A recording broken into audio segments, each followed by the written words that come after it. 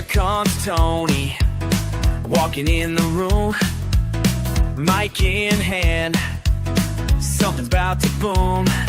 Tell me what you gotta say. Tell me, make it count today. Big Tony speaks, and everybody listens. Big Tony speaks, his voice just keeps on lifting. When Tony talks, you know you gotta hear him. Big Tony speaks. Sit right down, let me hear your voice. Share your thoughts, Tony gives you choice. Tell me what you gotta say. Tell me, make it count today. Your voice speaks, Big Tony speaks, and everybody listens. Big Tony speaks, his voice just keeps on lifting. When Tony talks, you know you gotta hear him. Big Tony speaks. Big Tony speaks. He got something to say every single day. He's got something to say. Come on out and play. Big Tony speaks, and everybody listens. Big Tony speaks, his voice just keeps on lifting. When Tony talks, you know you gotta hear him. Big Tony speaks. Big Tony speaks. Big Tony. Big Tony speaks.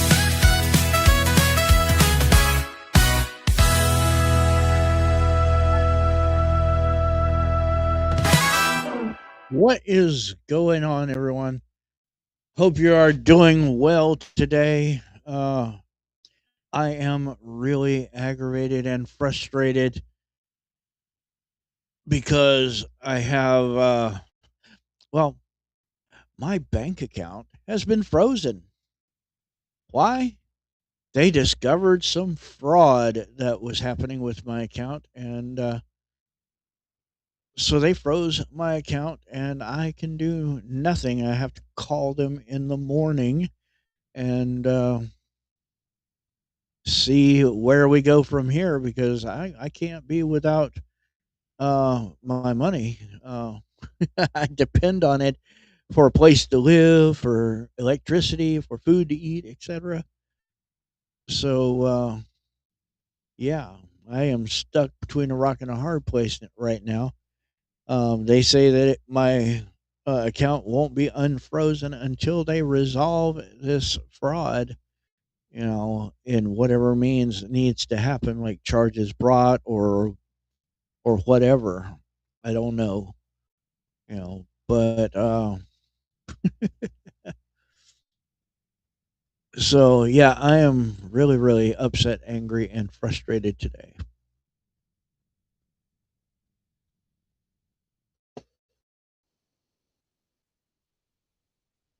Oh.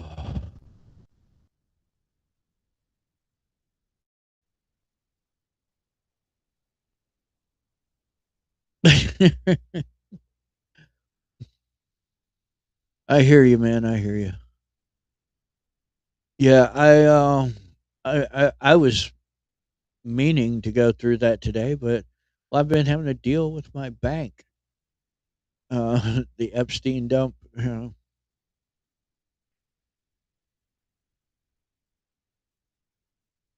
Right, right. Uh, Buried in the backyard, hidden in mattresses. Little bits of money here and there stashed in books that nobody touches. You know, that kind of thing. Yeah. Uh huh. Oh Lord, I probably should been doing that, but this is the account that my disability goes through. They did away with the paper checks anymore, and what I should have been doing is going and getting all my money out except for just enough to keep the bank account open. That way I could deal with it, myself. But I don't know, man. Yeah, the government did away with the paper checks. At least that's what they told me. I don't know of anybody who gets paper checks from the government anymore. Um, so I had to have an account. Before this, I was just using like PayPal, Cash App, that kind of thing. And they told me I had to have an actual account uh, to direct deposit my money in. So I went with the institution that is reportedly the most secure in our area. And it's a federal uh, credit union. So it should be one of the most secure. Oh no, oh no, I got an email earlier today, and it stated there was some fraud on my account. And did I recognize this activity? Well, I looked, and no, I didn't recognize it. So I told them, no, I don't recognize it. About 15-20 minutes after I did that, I get a call from the fraud services. Okay, well, this woman barely spoke English, and couldn't understand it either, because I had to tell her things, 4, 5, 6 times, you know before it registered with her. you know and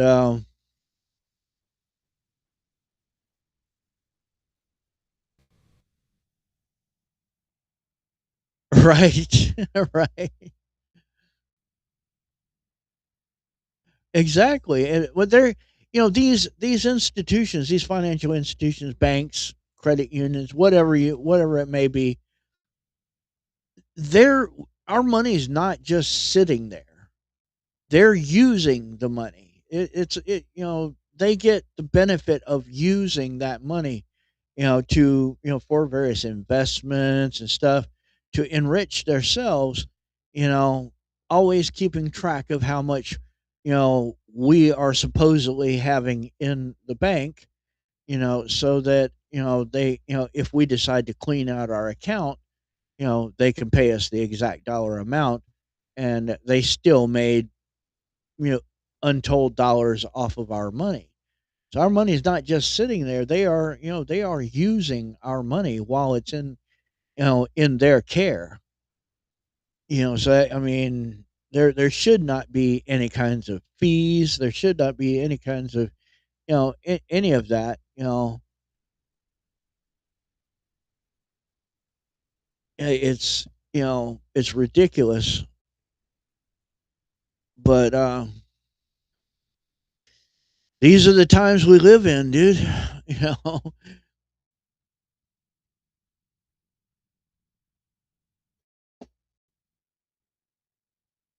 You know, I mean, it's really frustrating. It's frustrating. I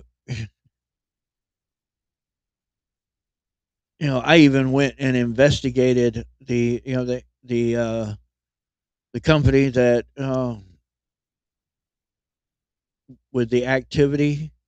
I went and investigated. I got notes written on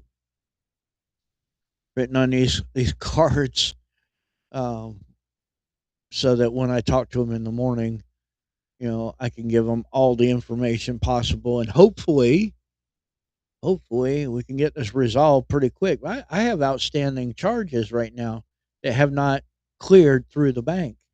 That could cause me problems. If I can't get my account unfrozen.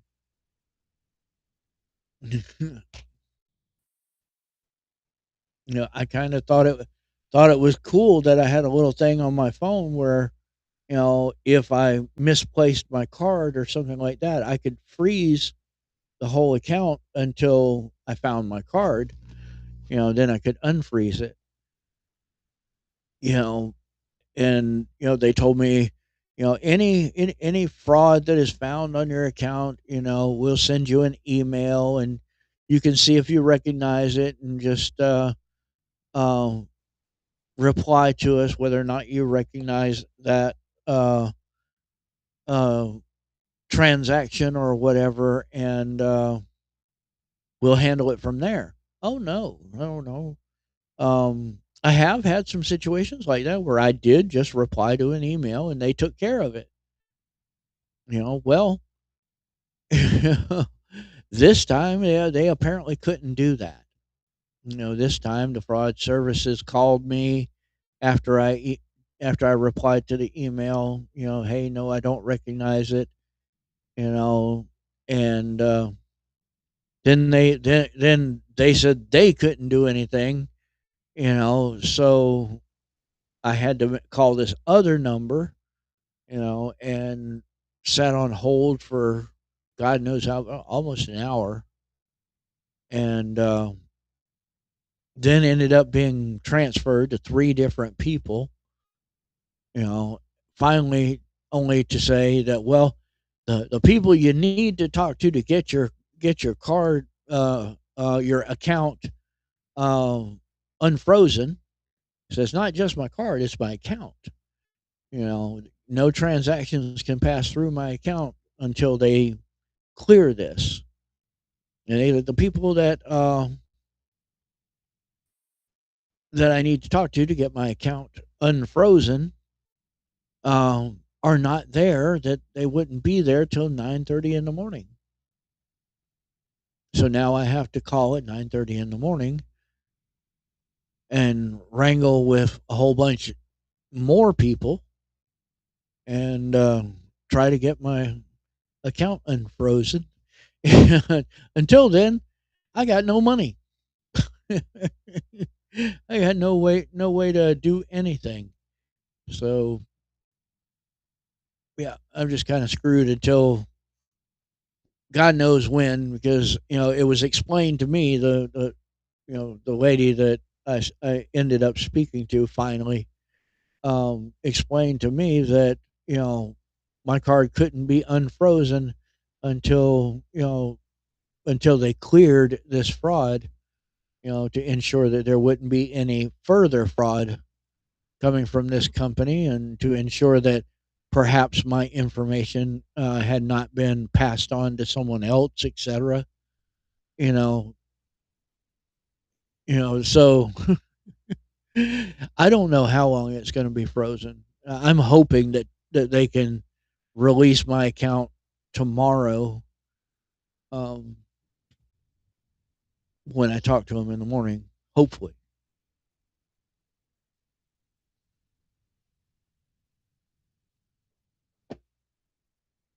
Oh, yeah. I preferred it. When they were still doing paper checks, and I could just go get it cashed. You know, just go get it cashed. You know, I mean, I didn't even have a problem with like going to a convenience store or a check cashing place and getting it cashed and paying the little fee. You know, I mean, it was a whole lot easier and a whole lot simpler. With the paper checks, I didn't have to worry about fraud on my account and all of this and that. But with so many things going, online and digital, you pretty much have to have an account of some kind.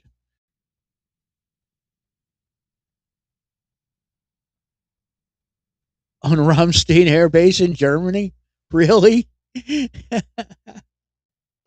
Oh my God!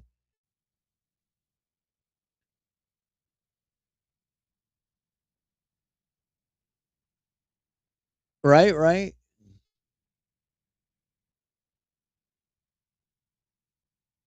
right. Well, apparently, from what I understand, the charge was immediately flagged um, as possible fraud, and they declined it. Is my understanding. You know, So there was no refund to um so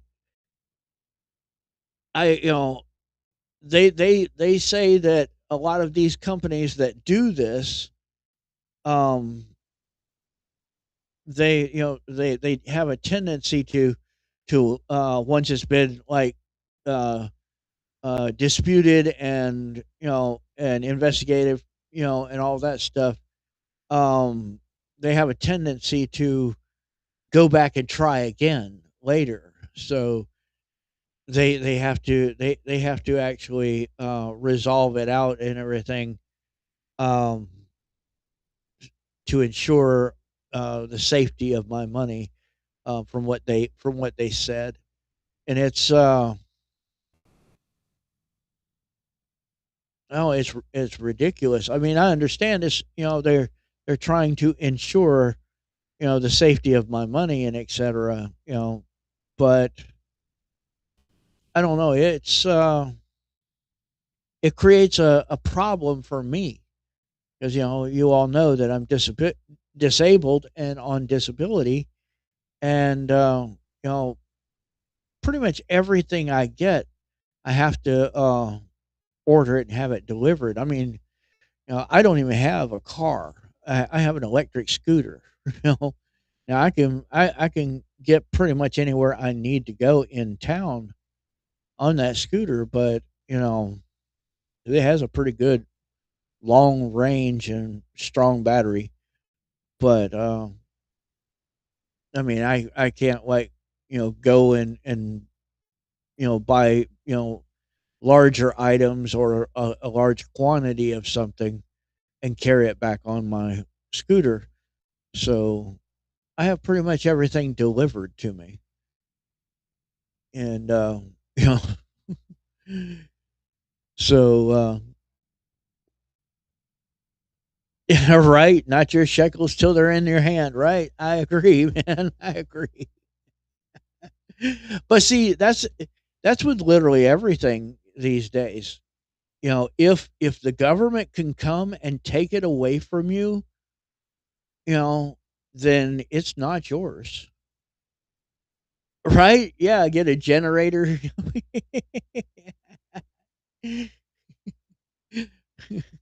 Absolutely. I've been looking at those little what are they called? Jackery or something like that.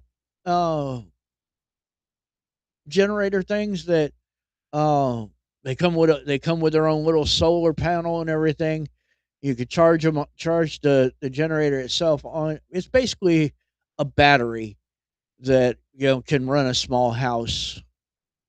I've seen a lot of outdoors creators using them, and they run like small refrigerators and all of their electronics and all kinds of cooking appliances and stuff like that that are electric or whatever. And it seems to last them for a long time. There's one guy that used one on a construction site, and so it tells me that it's pretty good. Right. O okay, so that is what it's called, the Jackery. Okay. Um, man, right, you even say, it lasted a year before it stopped. I think I need something that's gonna last a little bit longer than that. Um, but yeah, but I've heard a lot of good things about the Jackery, and there are some other ones. I can't remember their names right now, but there are some other ones that I've heard a lot of good things about. Um, I've been looking into those, possibly. Um, a good thing to have anyway. The grid might go down. You never know. And you need some kind of power. And if you can recoup that power with just a little solar panel, that fits in your backpack or whatever, you know,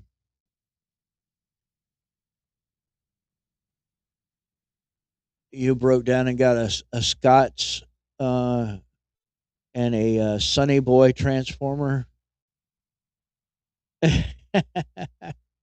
I hear you, man. I hear you.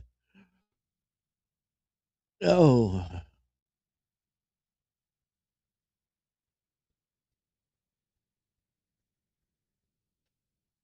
hey, whatever you got to do to get power and not have to depend on the government for it. For real, for real. Yeah, so use ram pumps to take the water from the lower pond up to the top. Okay, okay. I see what you're working with there.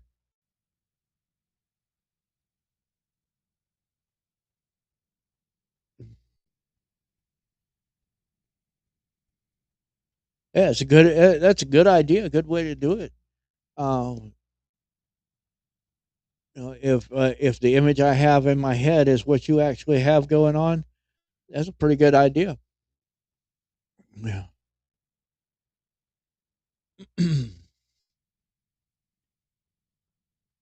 Yeah, I've always thought that if I was going to move out to the middle of nowhere, I was going to try to get near a pretty good strong river or stream and do some hydroelectric.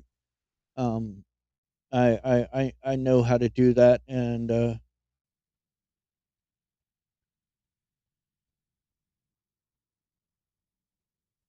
no, I could actually build a rudimentary hydroelectric system from scratch.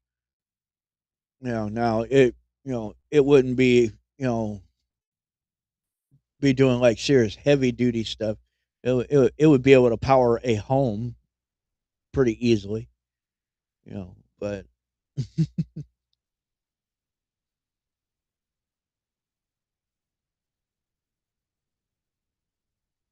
yeah, yeah, they charge for literally everything. I mean, and they charge like three times sometimes what it actually costs. But of course, that's the way you do business. You don't sell a service or a product for less than triple what you paid for it. So if you're paying servicemen and you're paying for poles and you're paying for wire, you take those expenditures that you're going to make and you at least triple them. And then that's what you charge your customer, and if you can, you throw in this fee and that fee and the other fee on top of it. So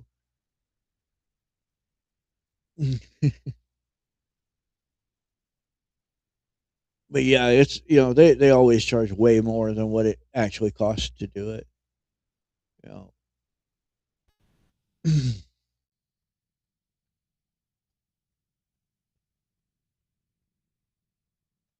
Hell, years ago, I designed some appliances, household appliances that literally powered their own selves. You know, and, I tried to shop them around, but wouldn't none of the big companies touch it. And I didn't have the money to do it myself, bring it to market myself. So none of the big companies would touch it with 100-foot pole. So, yeah, I didn't have the money to, and still don't. You know, I still don't have the money to. I mean, and when I say appliances, I'm talking about actual appliances, like a full size stove, an oven, full size refrigerator, um, various different appliances for the house, the home. You know, so yeah, I was thinking of ways that would reduce the draw of electricity on the grid itself. So um, but they don't want that. They don't want that. They want it. they want to require that you hook up to the grid, and if you're in a city or a town, in most places, you're actually required to be hooked to the grid, even if you have your own power sources. Solar people have to hook into the grid to run their excess, more what's excess, what their batteries can't hold, into the grid. So you're literally giving them electricity. Now they do pay you, but not, it's not like, you paying the electric company.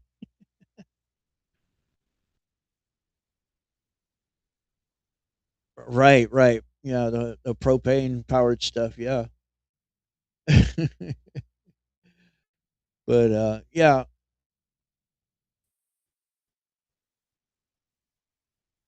yeah. My designs, would have eliminated the need for uh, fossil fuels. Would have eliminated the need to connect to the power grid, for those appliances, etc. And I even had some, like, lamps and other things that I had adapted to use the same principle as the bigger appliances, so they wouldn't even need to be plugged up. You know, they literally generate their own electricity. You know, you know they you know they literally they literally provide their own electricity, and a little bit of excess that was actually stored in batteries, in storage batteries, uh, for, like, emergency purposes. You know, so but yeah, I designed all of those back in the late '80s, early '90s, somewhere around there. Yeah. Um, and at that time, and still today, I'm sure, at that time when I tried to shop it around, because uh I didn't have the money to take it to market, to actually produce prototypes and etc., and take it to market. Nobody, none of the uh companies would touch it. You know, because if you had appliances that, powered themselves and etc., you know, you wouldn't need their products that are, so popular and whatnot. To their Energy Star approved and whatnot, to, save you electricity. They don't want to have you completely off the grid. So, an appliance like the ones I designed would put you off the grid. You wouldn't need, you know appliances. There's Marilyn. She's at work tonight, by the way, so she'll be chatting sporadically between her duties at work. So, but anyway, let's go ahead and get into tonight's show. Tonight is an everything night, so that's why I'm not worried about sitting and chit chatting about, electricity and power and propane refrigerators and freezers and all of that stuff. Because on the everything nights, Big Tony speaks on everything. So, and I have some things lined up to bring to you. Most of what I have for tonight has a distinct WTF factor. So kind of like the first story I have up for your consideration. Um, and Okay, it should be coming up for YouTube momentarily. There it is. Okay. Anti ICE crowdsourced tracking site hacked. Database overwritten with Tom Homan memes. User data allegedly turned over to FBI and ICE. Yeah, yeah. I meant to mention that some of her residents are in the Special Olympics, and that's where they are now. You know, I'm going to look into the legality of shouting out any winners that they have, any gold medalists or silver medalists, whatever. Um, because I think that's something worthy of shouting out. I think it's something worthy of attention. So I'm going to check into that, and when we find out who won what, that I'll see about giving them a shout out. It may be a case where I can call their first names but not their whole name, because of privacy, etc. Um, well, I'll just have to see. Um, but anyway, let's get into this article here. You know, the website stopice.net, a platform designed to track and alert users to immigration and custom enforcement activities. I believe it is. I have to make sure that it's public information before I call it out online. So I got to do my due diligence and make sure that it is considered public information. And I'm pretty sure it is, though. But if it is, I will shout them out as soon as I find out who won what, you know, what medals they got. Um, because I have faith. There's at least one of them that I have faith that he's going to medal. Um, so we'll see. But anyway, alert users to immigration and custom enforcement activities appears to have been compromised in a cyber attack. The site, which functions as a nationwide mobile alert system for leftists to report ICE sightings and raids, reportedly had its database entries overwritten with a meme featuring former ICE acting director Tom Homan. He is now the border czar. um, StopIce.net allows users to submit license plate numbers of suspected ICE vehicles, send alerts via text or email, and access a live map of reported activities. The platform claims to have over 538,845 subscribers. It is run by anarchist Sherman Austin from Long Beach, California.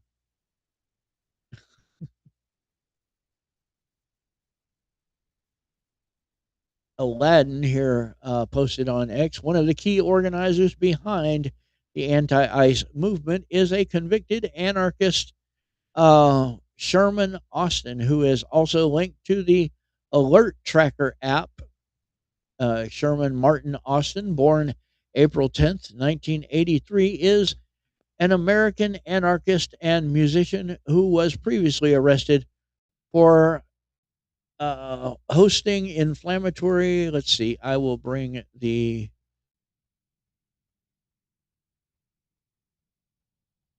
X post up. There we go. Hosting inflammatory content on his website. Oh, y'all aren't seeing that. Hang on. There you go. Now you're seeing it. um, on his website and later convicted. He became The first individual successfully prosecuted under Title 18 USC subsection 842P, a federal law that prohibits the distribution of information about explosives when done with the knowledge or intent that it will be used to commit a violent federal crime. In 2002, Austin accepted a plea agreement and served 1 year in federal prison. His prosecution was later protested by some academics and activists, including Zach De La Rocha of Rage Against the Machine.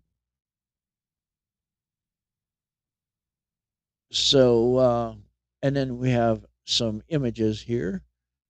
Um, this is the Stop Ice Raids Alert System, urgent support. It is a crowdsourcing site with $43,132 raised of $45K with 996 donations.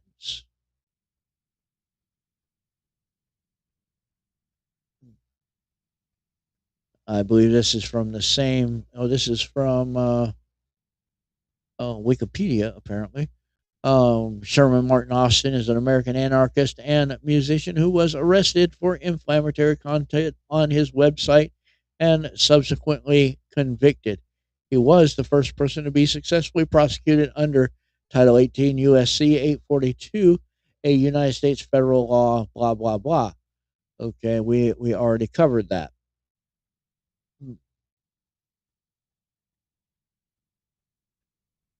Okay. And this is from that same fundraiser that the Stop Ice Raids mobile alert system allows individuals to send and receive instant alerts about nearby ice raids and activity whenever and wherever they occur anywhere in the U.S. Individuals can report ice activities with photos and video from their mobile device with a push of a button at stopice.net, immediately dispatching alerts to thousands in their area. Individuals can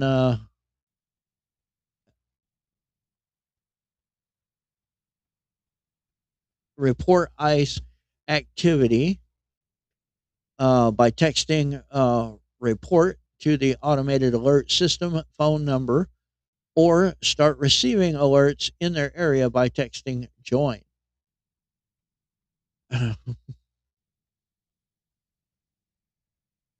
And here is his Wikipedia page. I'm not going to read all of that again.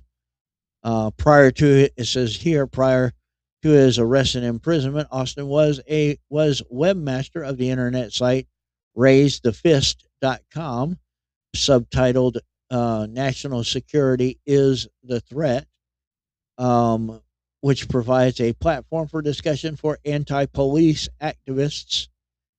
Yes, it is organized crime. I don't understand why he wasn't prosecuted under RICO because of that.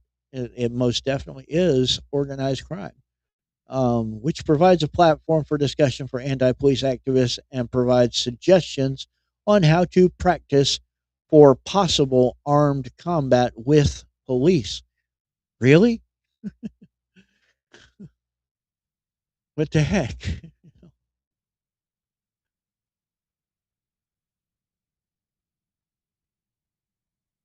So,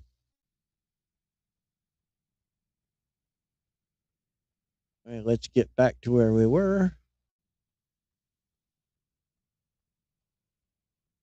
There we go. And YouTube will be seeing it momentarily. There it is. Okay. So now we know all about him. Here's Cam Higby, Minneapolis Signal Infiltrated. I have infiltrated organizational signal groups all around Minneapolis with the sole intention of tracking down federal agents and impeding, assaulting, and obstructing them.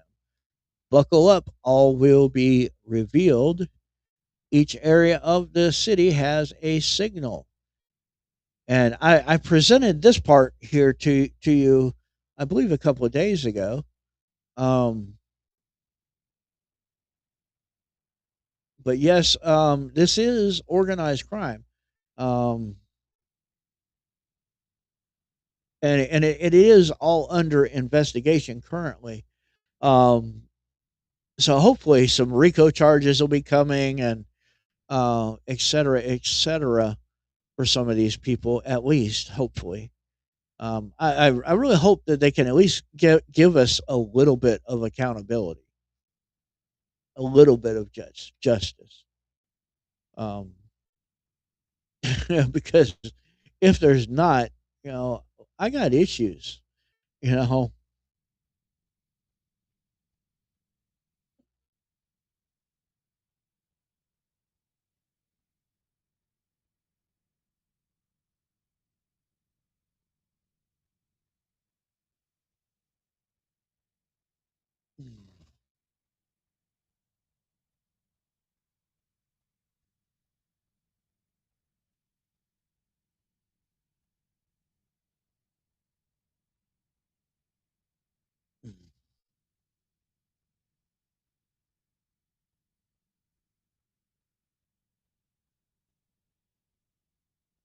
is running through the list of names and et cetera that are on here on this signal chat, and you're seeing notifications popping up at the top here. You know, all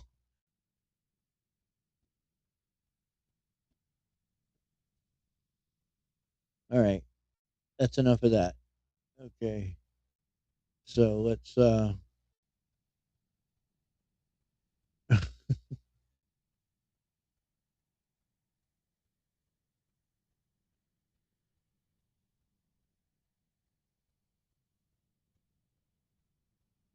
all right.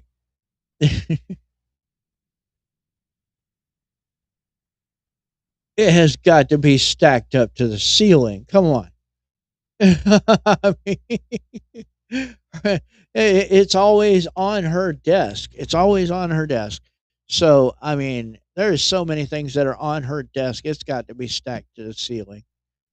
I mean, if she is sitting behind her desk, you I'm sure there's no way to even see her or even know that she's back there. You know,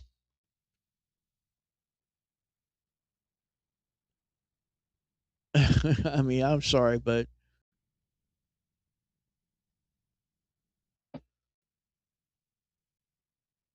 but from where I'm sitting and what I'm seeing, she is not doing so great a job as what President Trump thinks she is doing.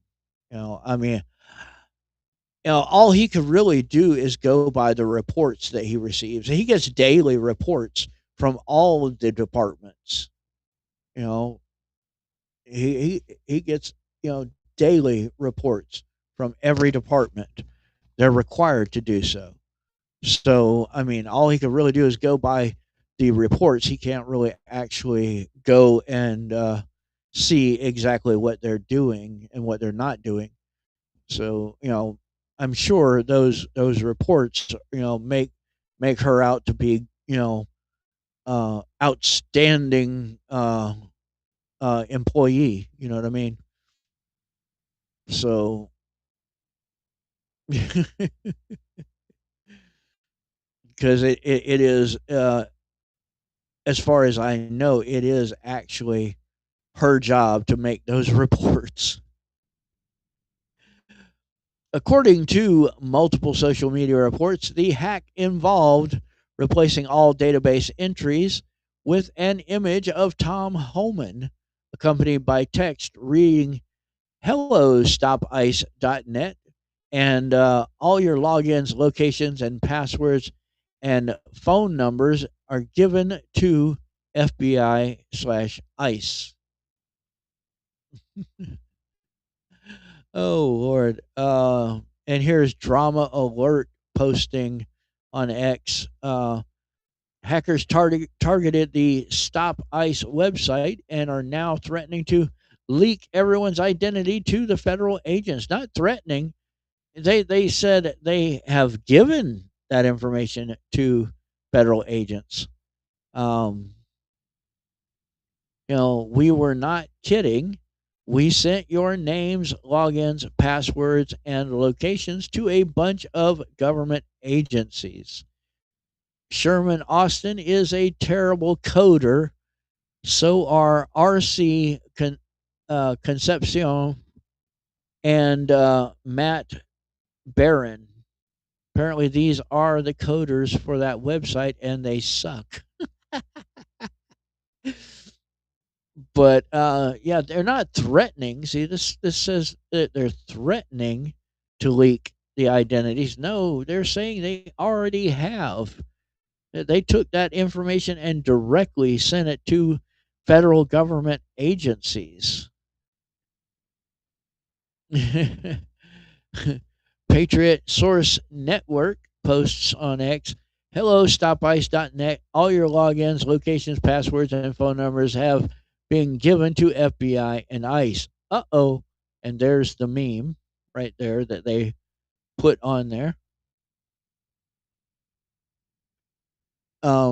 Patriot Dad, EV 2.0, says, I think they just broke the internet today with this one.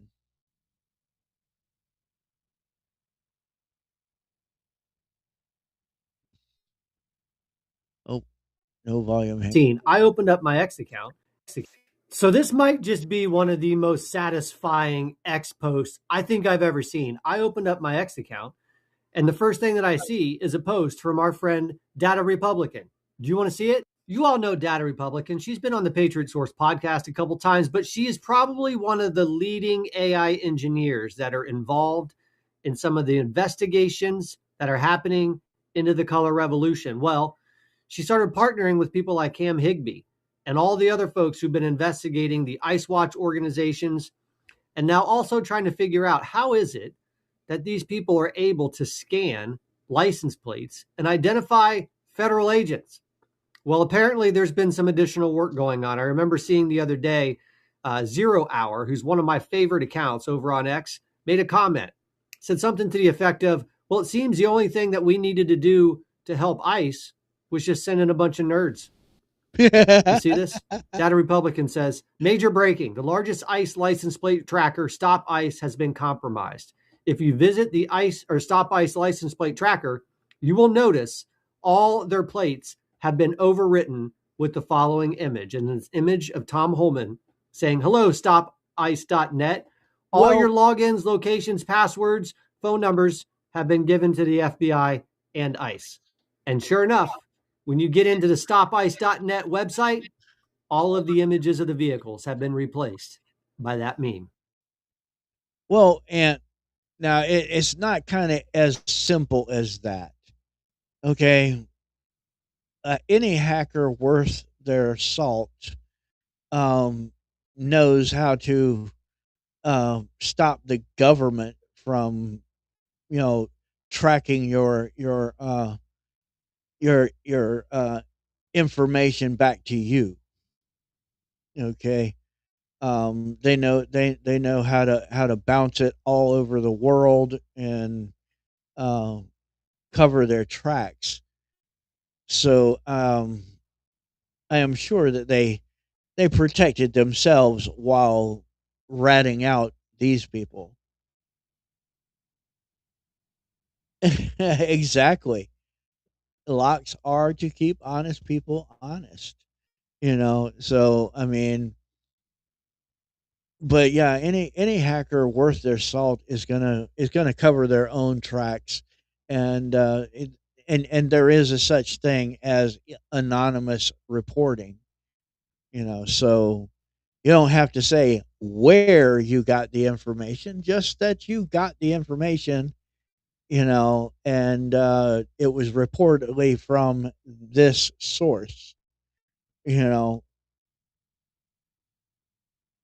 and I mean, there have been many accounts of criminals reporting other criminals, anonymously. They they want to collect a reward on their partner in crime, because well, criminals can't be trusted, so they want to report their partner in crime because there's a huge reward on that person's head, and well, the government gives you ways to do that. Hey, you want to collect this reward, you can do so anonymously, you know and and you can collect this reward. We'll put it on, a numbered account and give you the numbers. you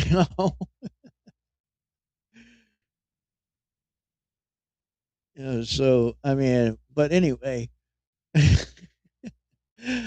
I there are, and there always have been, you know hackers wearing several different hats. There have always been, the white hats and the black hats and the red hats, etc.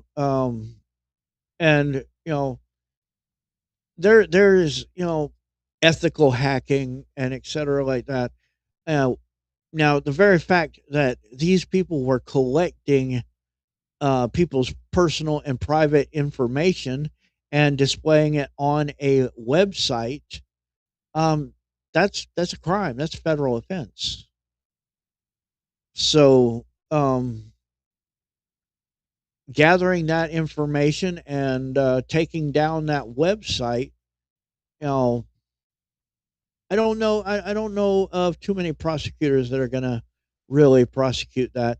Maybe some leftist prosecutors, if they can find the people who did it. What is going on, Killer Carl, on your new channel, because your old one got hacked? What is the progress on that? Anything?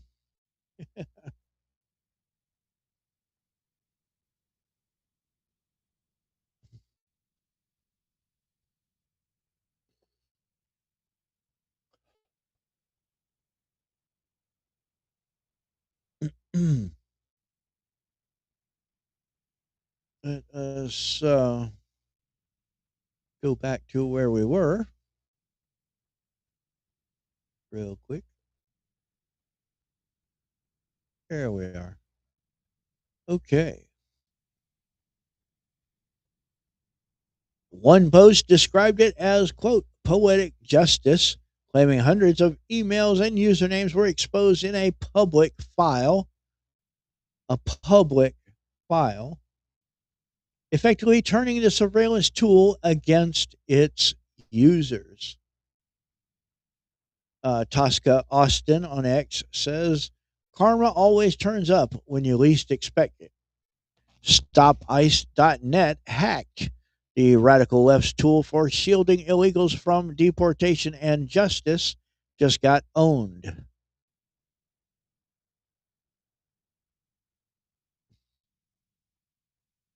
Haven't heard anything from Rumble yet. Yeah, most definitely. And tell everybody else Ant, that follows Killer Carl, about the new channel, and help send other people there as well.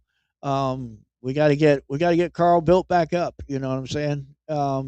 Just in case he doesn't get his old channel back.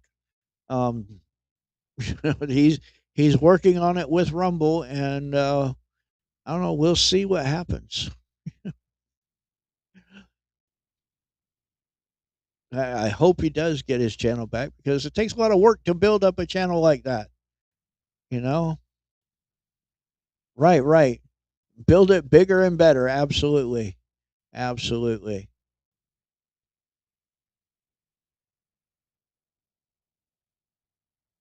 Right, right. Right. Yeah, Carl has helped me. He's helped James, quite a lot, and yeah, we all appreciate Carl. We gotta help him build his channel up. to greater heights than his old channel. Um, most definitely, most definitely.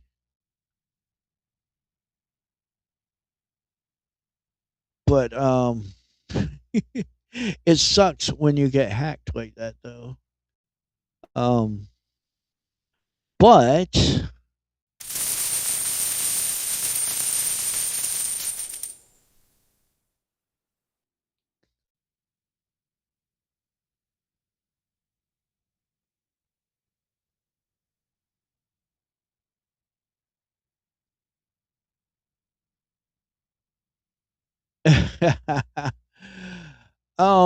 all right, let me tell you about my Valentine's Day sponsor.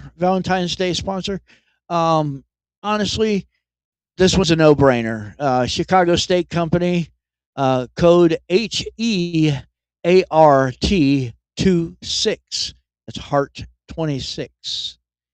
Look, you fight for a reservation at some overpriced restaurant, sit there surrounded by strangers, rush through your meal, or you could stay at home, cook together, have a way better experience. These are USDA prime steaks, hand selected, wet aged up to 40 days, restaurant quality delivered to your door. Here's the deal. It's the last week for free Valentine's Day shipping. Order $199 or more, use code HEART26, and you get 145 in free gifts. $145 in free gifts. That's 2 Maryland crab cakes, 6 Italian chocolate pastries, and free shipping. So you've got appetizer, main course, and dessert. Done. Go to mychicagosteak.com/heart26. Code heart26. That's HEART 26. Link is in the description. Or you can go to that QR code right now, or just go to mychicagosteak.com/heart26. Link is in the description, by the way. I thank y'all for putting up with me doing that. And, it's a requirement. We have to do it. So anyway, back to the article.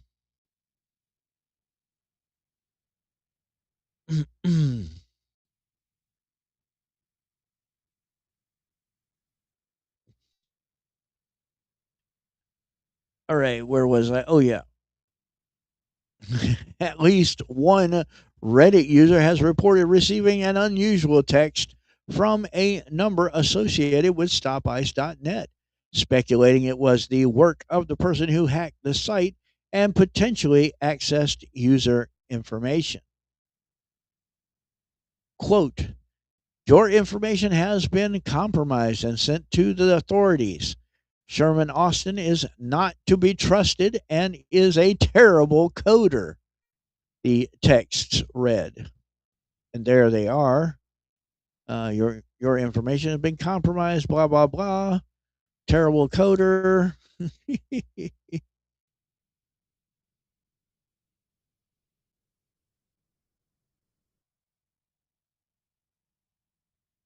Oh, that knuckle right there. Some form of arthritis. Some forms will do that. That is some form is rheumatoid arthritis, I would guess. But yeah, there are a few forms of arthritis that will do that to you, and it's extremely painful. So yeah, hope you never get that. I hope I never get that. um, I have an uncle that has a type of crippling arthritis that it's got his hands all kinds of messed up, and he was one of the best guitar players, well, best players of literally any instrument you hand him. that I've ever heard. And I've heard a lot. So yeah, yeah, that's something that nobody ever wants to get. The website now appears to have been restored to its normal state. Austin has not yet publicly responded to the hack. Of course, he's not going to. Of course not. But it's probably going to keep happening if he keeps operating that website. So I kind of think it's funny, and in a way, it is kind of poetic justice. You know,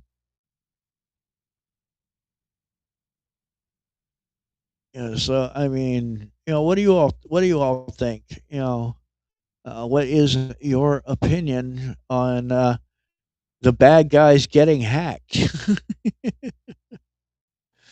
I think it's funny, especially the fact that they used Tom Homan in their hack. They replaced all the data with a meme of Tom Homan.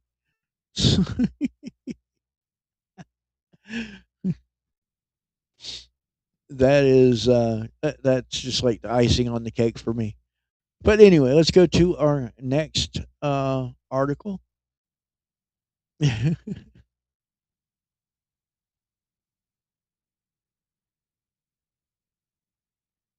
Quote: "This is aggressive." Far left journalist who stormed St. Paul Church panics as federal agents surround her home. There is a video.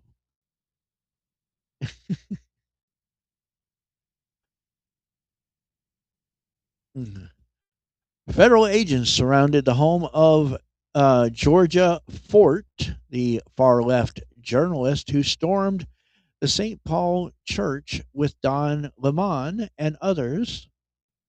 The feds early Friday morning arrested Don Lemon, Traherne Jean Cruz, Jamel Lydell Lundy, and Georgia Fort in connection with the quote coordinated attack on city's church.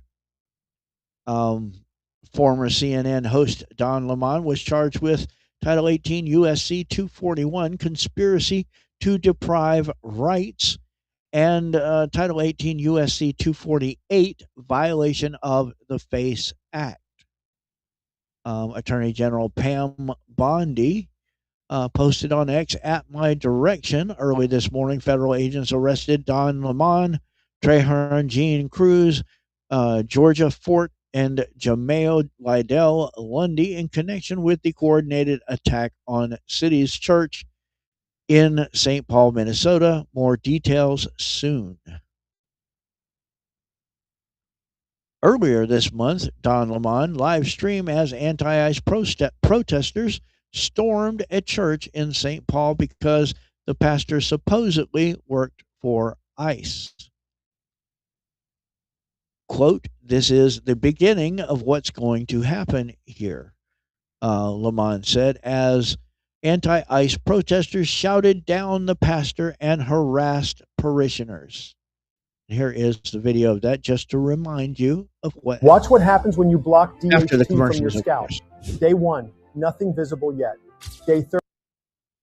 Do you owe over $10,000 in back Oh, taxes? shut up, Kevin Sorbo here with an We important don't want to hear you. But this is the beginning of what's going to happen here. When you violate people's due process, when you pull people off the street and you start dragging them and hurting them and not abiding by the Constitution. That was so loud it scared me. People get upset and angry. And if you remember what the Yes, they should have been all charged with hate crimes. There should have been a hate crime modifier put on their charges. Kinds of protests. And for some reason, in our modern era, people think that in order to have protests, you got to be, cordoned off to a certain area. Yes, you do. And, what time you can protest. Look, there's nothing in the Constitution that tells you what time you can protest. You can protest but it does tell you how you can do it. To make uncomfortable. And that's what they're doing. And that's what I believe when I say everyone has to be willing to sacrifice something. You have to make people uncomfortable in these times. If you see how uncomfortably and how harsh people are being treated, You absolutely do not you have have a to be right to willing do to this go right into here. places and disrupt There are and make federal laws people against it. uncomfortable.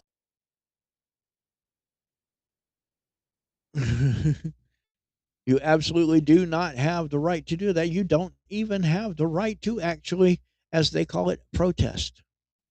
Okay. I have gone into that ad nauseum, so I won't go into it here, but you don't have the right to protest. And you definitely don't have the right to do what they did in that video. There are multiple federal laws against doing that. So he can try to justify it all he wants, but the word protest is not even mentioned in the Constitution. So you don't have a right to protest. Georgia Fort panicked as federal agents surrounded her home. Quote, "There's agents at my door," Georgia Fort said on a live stream. She live streamed it. Wow. Um, Quote, "As a member of the press, I filmed the church protest a few weeks ago, and now I'm being arrested for that." No, you're being arrested for your participation in that. Quote, "This is aggressive," she shouted as agents surrounded her home. Well, yeah. And you were aggressive when you went into that church. And here is This is what 92 some hair video, washes can do in 6 months. It's not apparently, 10 washes, that she it's not filmed. 30 washes. The real reason you're stiff after sitting. You can live a very long time without.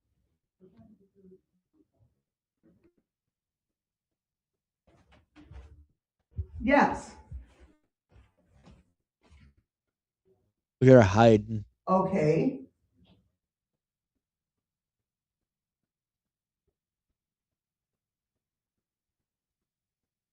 Okay. Well, this is really scary. There's kids in the house. You guys have not been really friendly in the community. And to me, this seems a little, can I finish, Well, that's sir? because you won't let them. Can I finish? Can I finish? Get your phone. This seems a little bit aggressive to have all these cars in our cul-de-sac, 2, 3 agents, and now I saw the one disappear to the back. So to me, this is a little aggressive to just serve a warrant. Serving the warrant It's means like a warrant. Let arresting me see you. the warrant.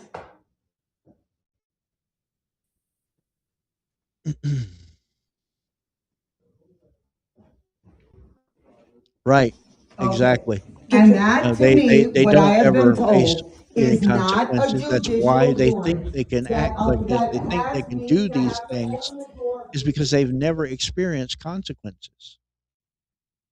Well, life is filled with consequences. Every decision you make, even the smallest of decisions, have consequences. So they need to get used to it. Attorney General Pam Bondi fired a warning shot to those who violate the sacred rights of people who are in church. Quote, "Make no mistake, under President Trump's leadership and this administration, you have the right to worship freely and safely," Bondi said. Quote, if I haven't been clear already, if you violate that sacred right, we are coming after you," she said. And here is her apparently saying that. Make no mistake, under President Trump's leadership and this administration, you have the right to worship freely and safely. And if I haven't been clear already, if you violate that sacred right, we are coming after you. There you go. All right. So what the heck? Showtime. Shut up.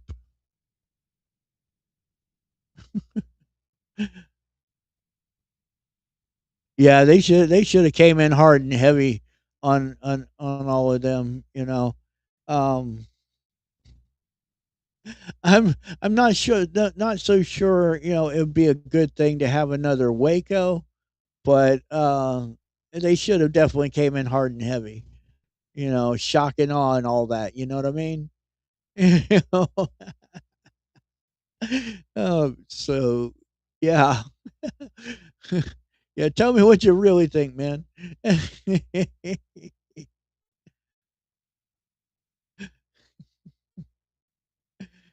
Oh, Lord have mercy. Here we go. Here's the next story. Student hit by car at anti-ICE protest at a Nebraska high school. Now, I'm going to go ahead and tell you beforehand, okay? This little girl decided that she was going to literally run at a moving car. This is the moving car.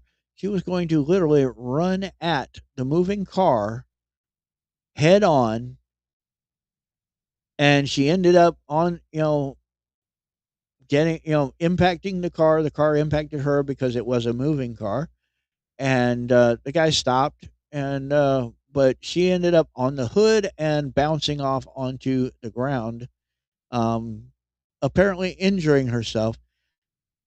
The driver, who was a student at that school, who had, as you can see right here in the back, excuse me, um, right, get out of the road.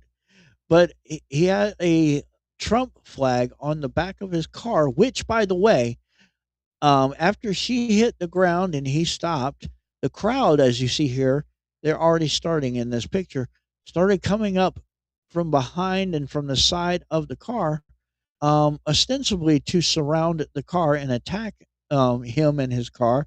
You see his windows are down, and he took off, you know, and so I mean, technically that makes it a hit and run, but there is one video that will show that, and I believe it is actually attached to this article.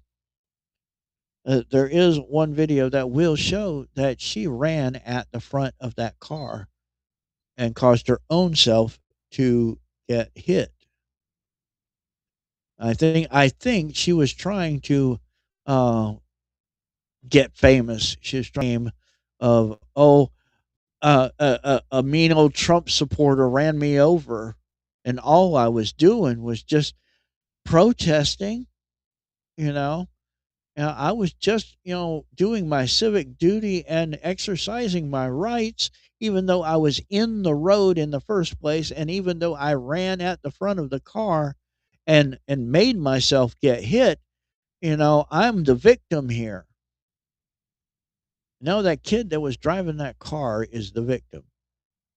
You know, a female student at an anti ICE protest at Fremont High School in Fremont, Nebraska, on Thursday was hit by a car uh, flying a Trump flag. See, so automatically it's Trump's fault, and it's this kid's fault, etc. Automatically. Video shows the girl running in the road with a handful of student protesters in front of the school while holding a sign. The girl appears to run in the path of the car as it accelerated a few feet. The male driver, who appears to also be a student, had just gotten in the car after what looked like some kind of confrontation with protesters on the sidewalk. He had reportedly driven by the protest several times, which he has the right to do. He was going by the protest with a Trump flag on the back of his car. And oh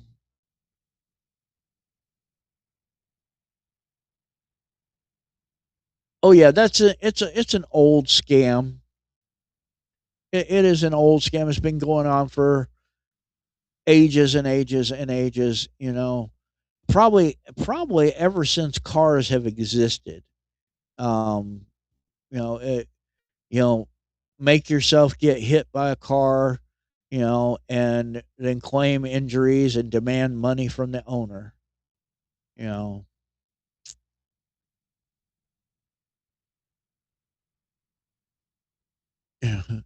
the girl was hit on the passenger side front bumper and landed on the hood before falling off. The driver stopped momentarily as a school administrator flagged him down, but then sped up and drove away from the school.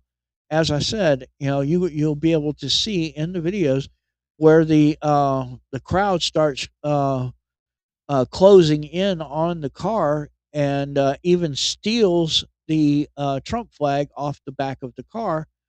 I am sure he's seen all the videos on X and etc. He's seen the reports and whatnot. I am sure that he felt that he was about to be attacked by a mob. A male passenger could be seen looking out the passenger side front window.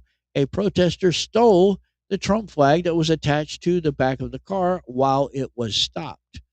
The girl was reported to be conscious and talking after being hit and was taken by ambulance to a local hospital.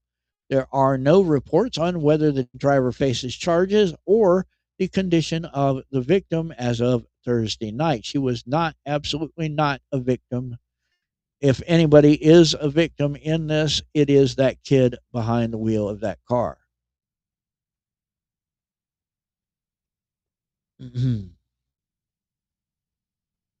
Exactly. We have all watched that. Yeah, exactly. Videos posted by News Channel Nebraska of the incident, along with interviews of students and the victim being put in an ambulance. Now, all of the news channels, you will see, as per the videos, all of the news channels used angles that make it look like the guy hit this girl on purpose. Okay. But then there is one angle that shows what actually happened. It's an angle from the front of the car. So here's this video.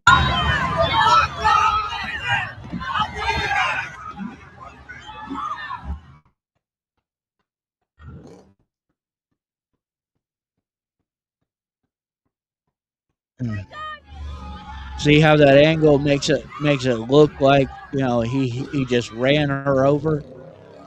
You know.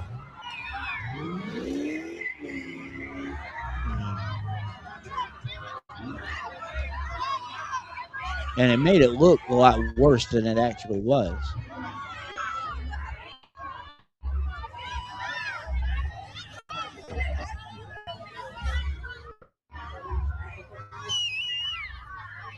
I don't know. I don't have words to say it, but it breaks my heart to see our own people be mistreated like this. You see it in TV, with everything that's going on, and you be affected with it. But when you see it in real life and you see it happening right in front of your eyes, it's a different shock. I'm still very shaken, and I have very mixed emotions. And to see her laying on the ground like that, but still have a very positive attitude. She's like, I'm fine. I'm doing happy. okay. There's nothing wrong. And she still was like, she was happy. Cheering on. And now she's famous. The kids were like, continuing on with the protests, very peacefully and everything. It's just, I'm still very shocked.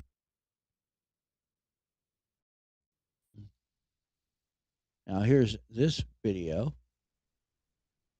I'm gonna go through all of these.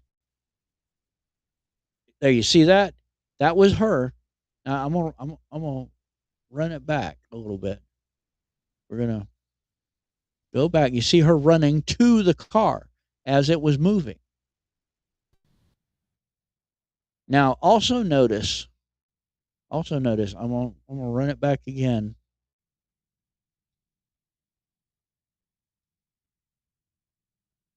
If you notice, look at his headlights. They're strobing. Okay? He had his headlights strobing, as well. He was making sure that attention was on his car, as he was going through there. She ran directly at the front of that car.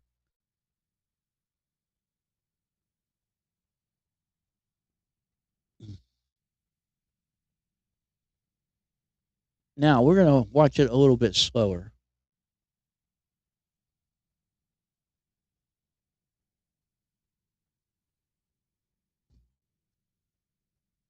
There she goes, running away from her friends towards the front of that car. Blam.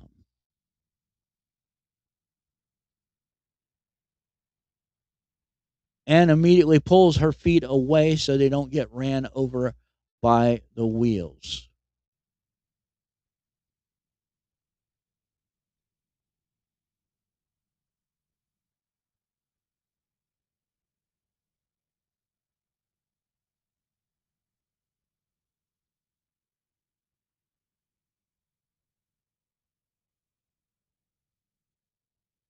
That guy said something to that administrator.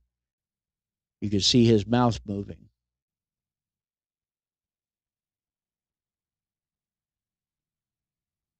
So,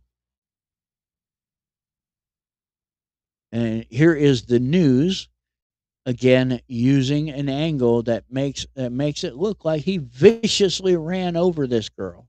News Watch 7 starts with breaking news. Breaking tonight at 6, Omaha's news leader is in Fremont, where investigators say a driver hit a student protester right outside the high school. Thanks for joining us. I'm Bill Shammer. I'm Julie Cornell. The district says students were taking part in a non-sponsored student-led protest. KETV News Watch 7's Madison Perales is live outside Fremont High School right now. Madison.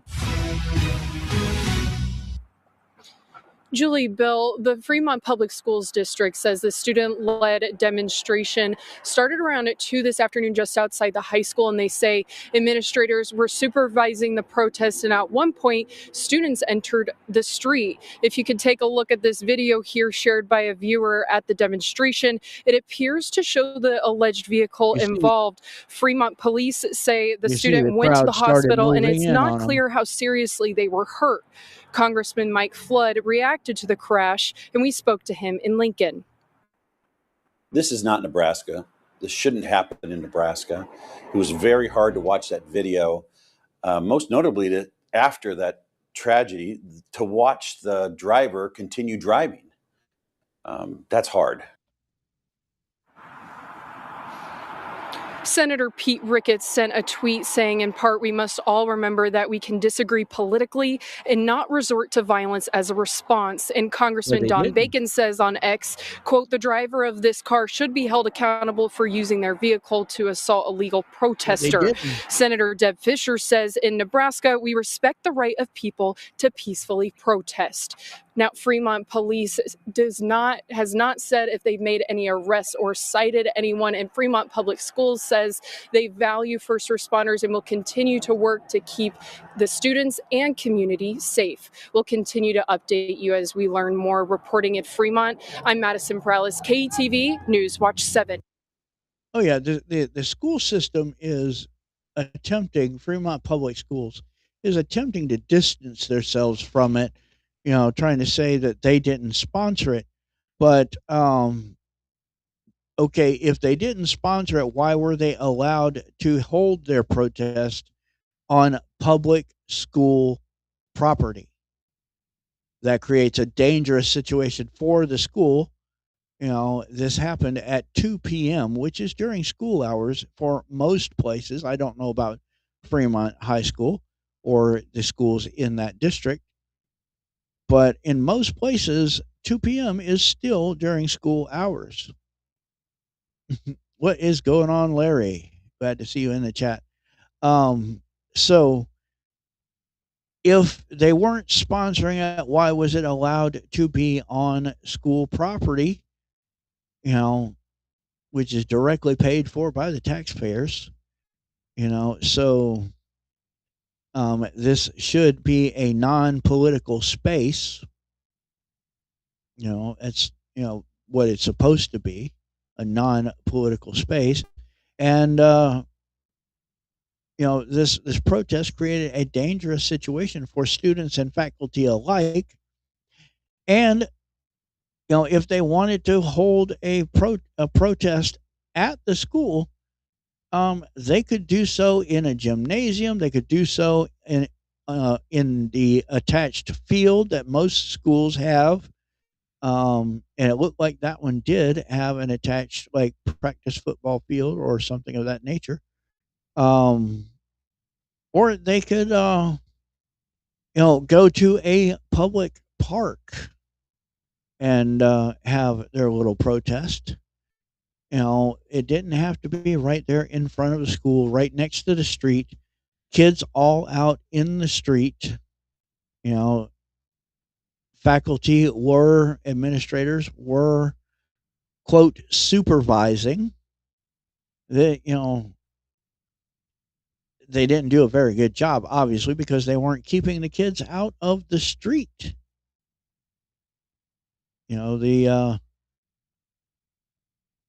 The administrators, at the very least, who were supervising such a protest, should be held accountable. And I'm of the opinion, I don't know about you all, you should chime in the chat and let me know what your opinion is. I am of the opinion that this kid did nothing wrong. He was simply driving by the protest with his Trump flag repeatedly, and as he was going by, he would stop or slow down and rev his motor. That loud motor that you heard, that was his. He was driving by and revving his motor so that people would look and see his Trump flag. And that was his form of counter protesting. That kid had more guts, more balls than most adult conservatives.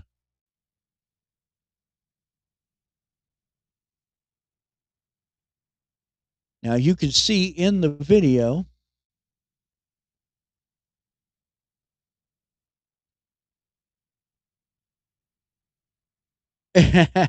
right.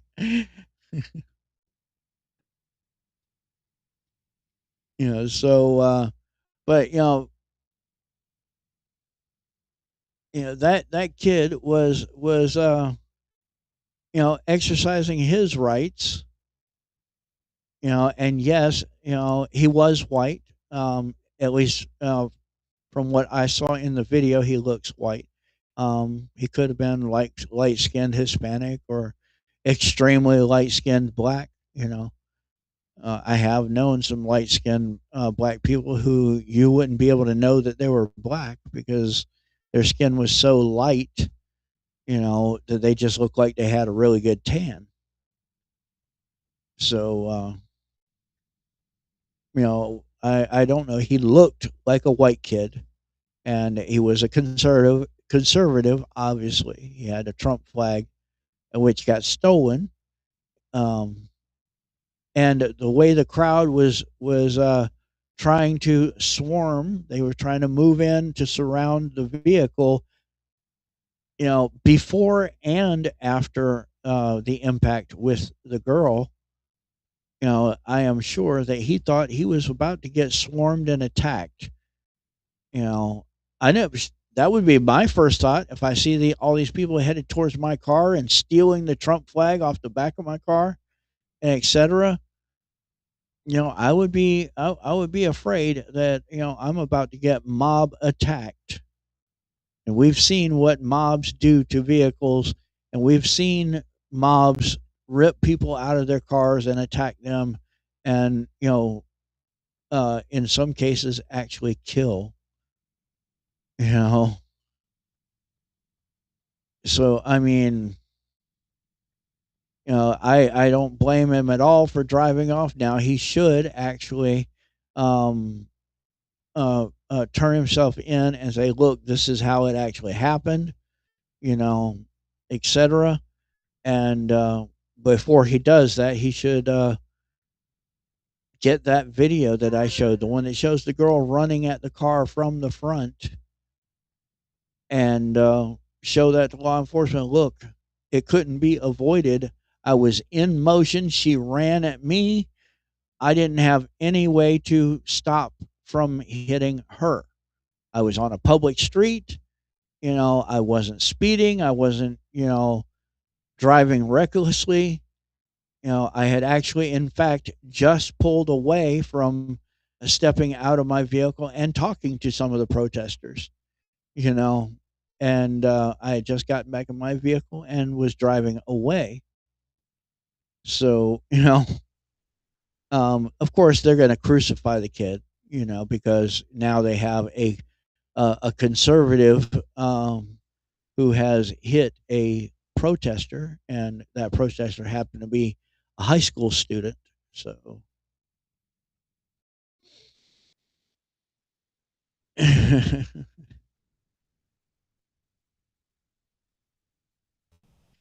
state elected officials posted comments on the hit and run, and of course, even though they have that next to their name, they have that R next to their name.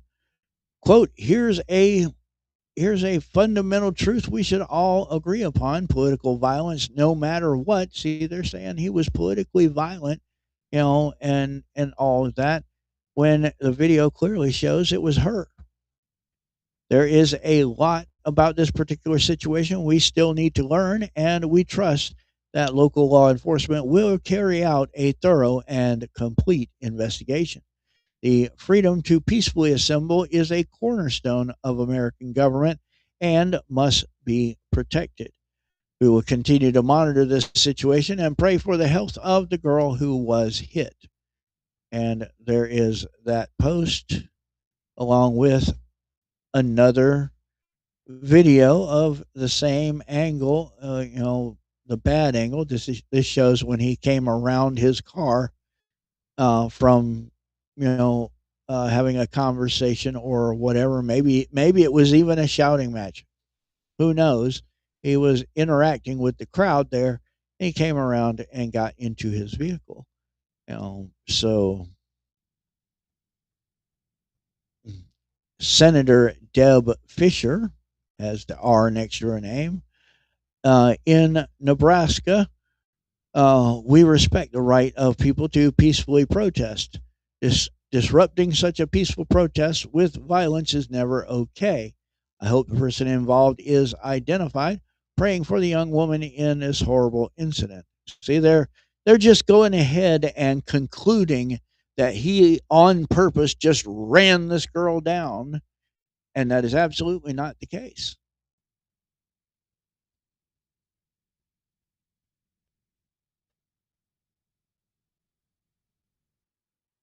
It would be kind of messed up, though, to find out that the guy driving the car and the girl running at the hood of the car, running straight towards the car, were exes. That would be kind of messed up. That would really complicate things. But that is not a fact that, as far as I know. That was just a scenario that would be really messy if it were to come out to be true. But pretty much every single, I'm not going to read all of these because they're just going to piss me off. Every single one of these, you notice they all have R's next to their name. Okay, they're senators and representatives with R's next to their name.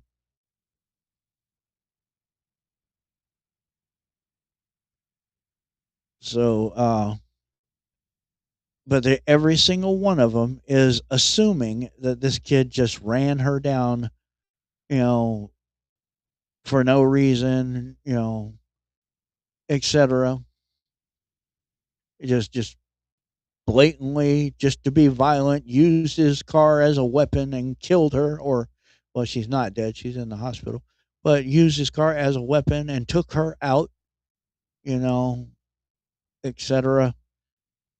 And from the video, it is obviously not the case. She literally was a good distance away from that car with her friends. They were walking in the street where they should not have been. Those administrators should have been doing their job, keeping the kids out of the street, you know, but, they didn't. And these girls were in the street, and she took off running to the front of that car. And well, the car was in motion, and he did stop when she impacted that car, but then he obviously, it looks like to me, he noticed the crowd starting to swarm, and he noticed his flag being stolen off of the back, you know and he's like, I'm fixing to get attacked. So he drove off. That's what it looks like to me. I don't know. What do you all think?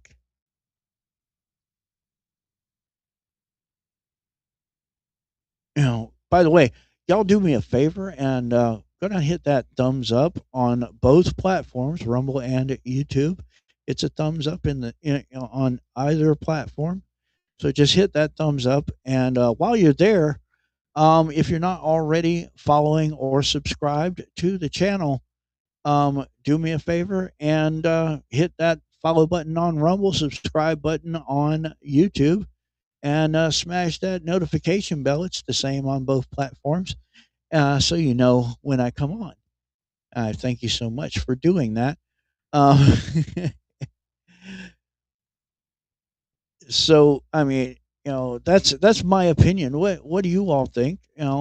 You've seen the video, and you've seen, of course, how they are characterizing this, as though he viciously ran her down, you know, because, Trump supporter bad, Trump supporter Nazi, Trump supporter evil, you know.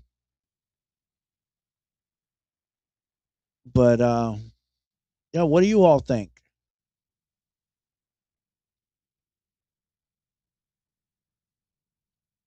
While you're thinking, I'm going to go ahead and move on to the next story.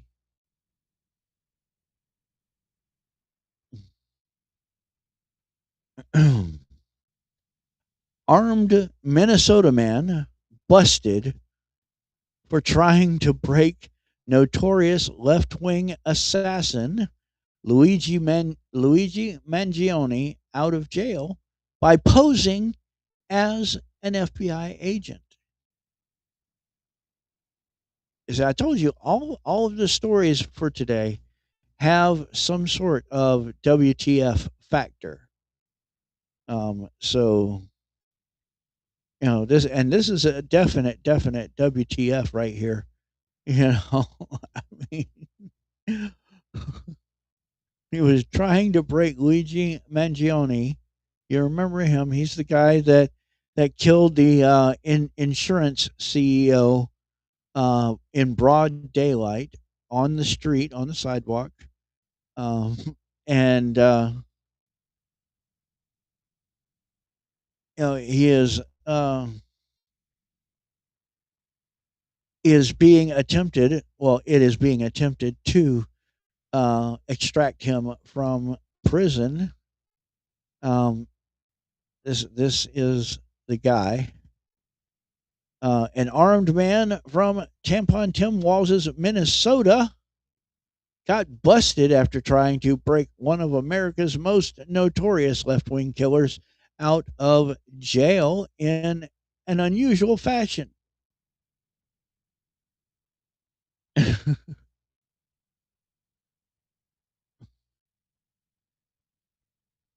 Right, exactly. Exactly, Aunt. Most definitely. And that's the thing. I'm constantly saying to the left that you can't have it both ways. You can't claim that it's this way and at the same time claim that it's the opposite way. I mean, I'm sorry, it just doesn't work that way. So, according to a court filing obtained by CNBC, police arrested 36-year-old Mark Anderson of Mankato after reportedly showing up Wednesday night at a New York federal jail while posing as an FBI agent. Anderson claimed he had a court order from a judge to spring the murderer free. His mission: free Luigi Mangione, who murdered a healthcare CEO in cold blood back in December of 2024. CNBC noted that Anderson also had weapons in a bag he was carrying. These included a barbecue fork and a circular steel blade. Wow. Anderson also threw numerous documents at BOP officers, and FBI agents stated that these materials appear to be related to claims filed against the United States Department of Justice. Anderson has been charged with impersonating an FBI agent and will be present this afternoon in Brooklyn Federal Court. CNBC reported that Anderson had traveled to New York City to seek employment but did not find the job he was looking for. At the time of the incident, he was working at a pizza joint.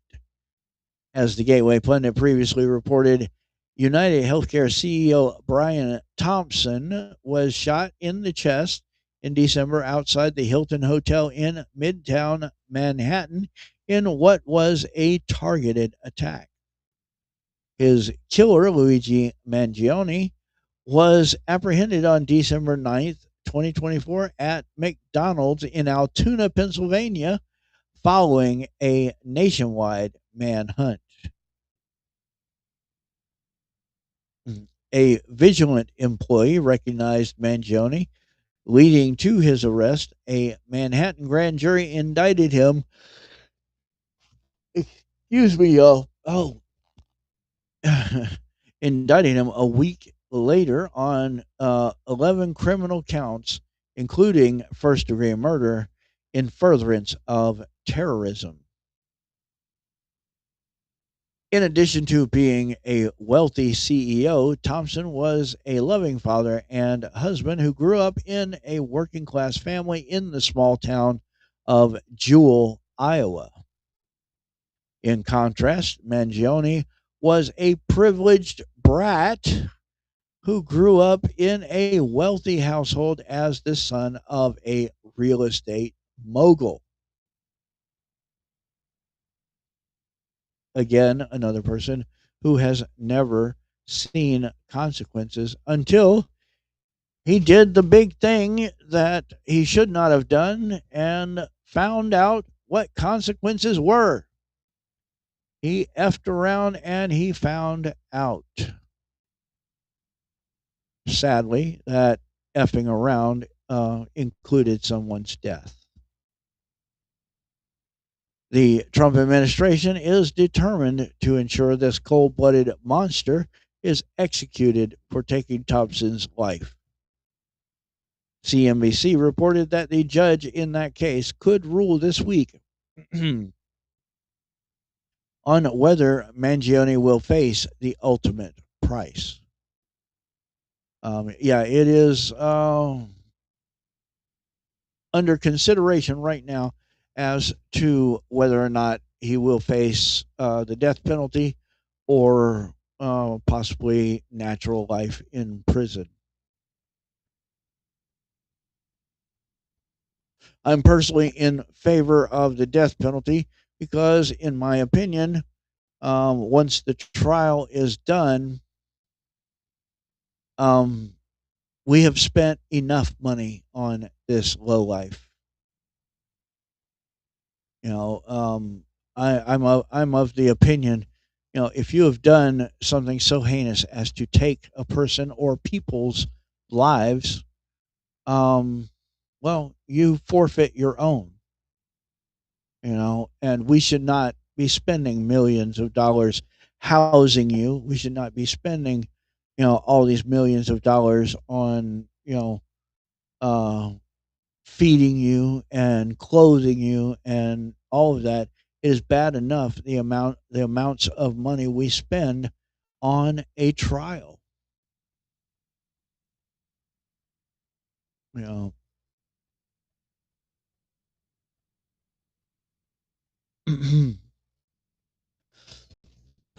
he made a plea agreement. Mangione did. However, there have, of course, been some challenges and etc. There's a lot of legal wrangling going on in cases like this. It's not as cut and dry as that, as all that.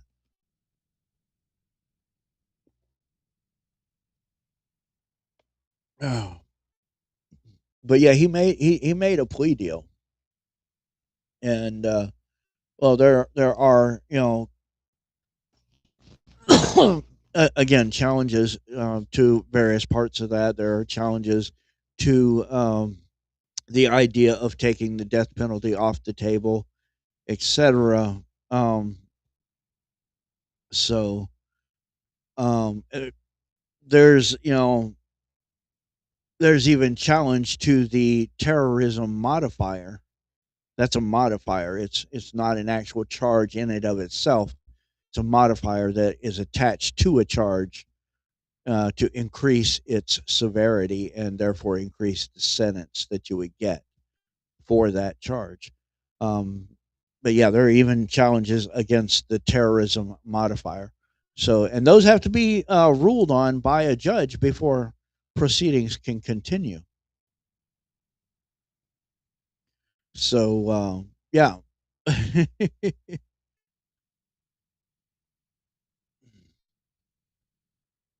Yeah, all the all of the at various stages in the process, and it's how the process was designed. So, at various stages in the process, you have various motions that come up, and well, those motions kind of stop the proceedings for a little bit because they have to be considered and argued on and ruled on by the judge. You know, so whether or not things with certain evidence will be allowed, whether there's a terrorism modifier or not, whether the judge is going to accept the plea deal or not. You have maybe objections against certain parts of that plea deal, etc. All of that has to be ruled on by a judge. You know, it's not just like cut and dry. This is the way it is. It all has to be ruled on. Each thing. So and then the proceedings can continue.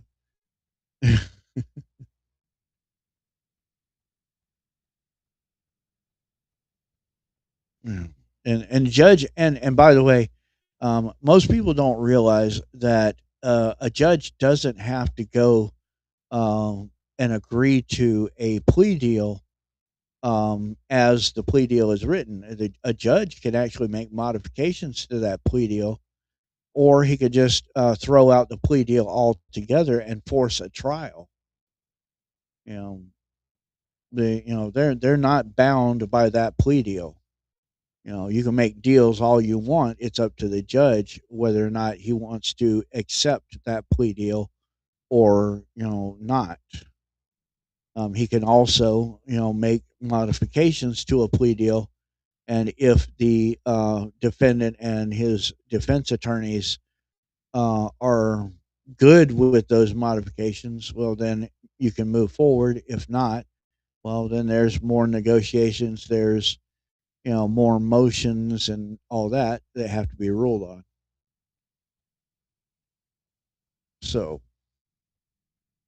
anyway, no matter how you slice it, Luigi Mangione is a piece of trash, and because there are other ways to handle grievances that you might have with the insurance industry other than murdering someone, you know.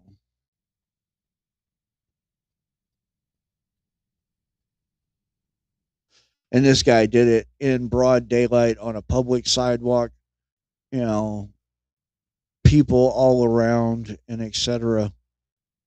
You know.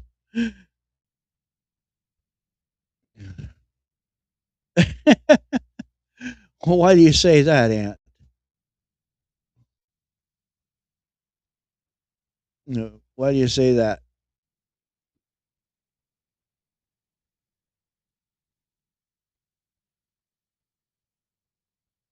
I mean, we all hate the insurance industry, but um, no one should be murdered simply because they work for a company. You know, I mean, I really can't stand. I mean, you want to recruit him for the CIA? I knew it was going to be something like that. I knew it was going to be something like that.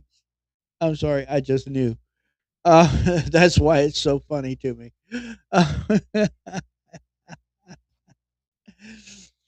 But yeah,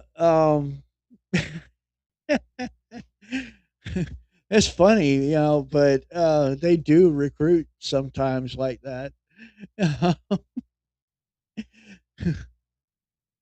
Generally though, they wait until after they've been sentenced so they can like, yeah, we'll help you out, and in exchange you got to spend the rest of your life working for us, I mean.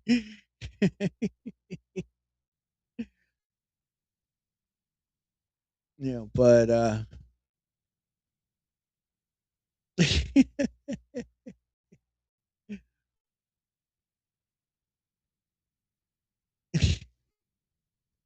use him. Well, yeah, yeah. I mean, use them overseas and whatnot. Take somebody out in broad daylight, right in the middle of a crowded street. I mean, it did. I do have to hand that much to him. It did take balls to, just walk up on a city street on a sidewalk and pull out a gun and shoot somebody. With all those people around and etc. And cameras everywhere. You can't go nowhere where at least somebody has you on their camera, whether they realize it or not. You're always on camera. And guaranteed, there were people that were on that street that had their cameras out and they were videoing and whatnot. Immediately after it happened, they were looking at their footage. Did I catch any of it? Did I catch any of it? You know, trying to cash in. You know what I mean? So,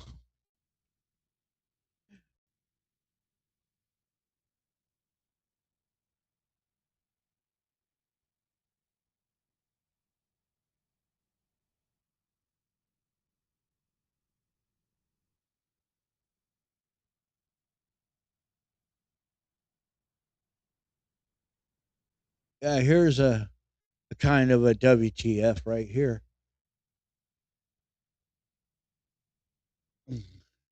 We have former top Biden aide Andrew Bates tries to slam ICE, but uses an incident that occurred during Joe's presidency. Sleepy Joe, Trader Joe, whatever you want to call him, Vegetable Joe, you know. Um, but during his presidency, an incident occurred, and that's what Andrew Bates chooses to use to slam ICE instead of something that happened, during this administration. So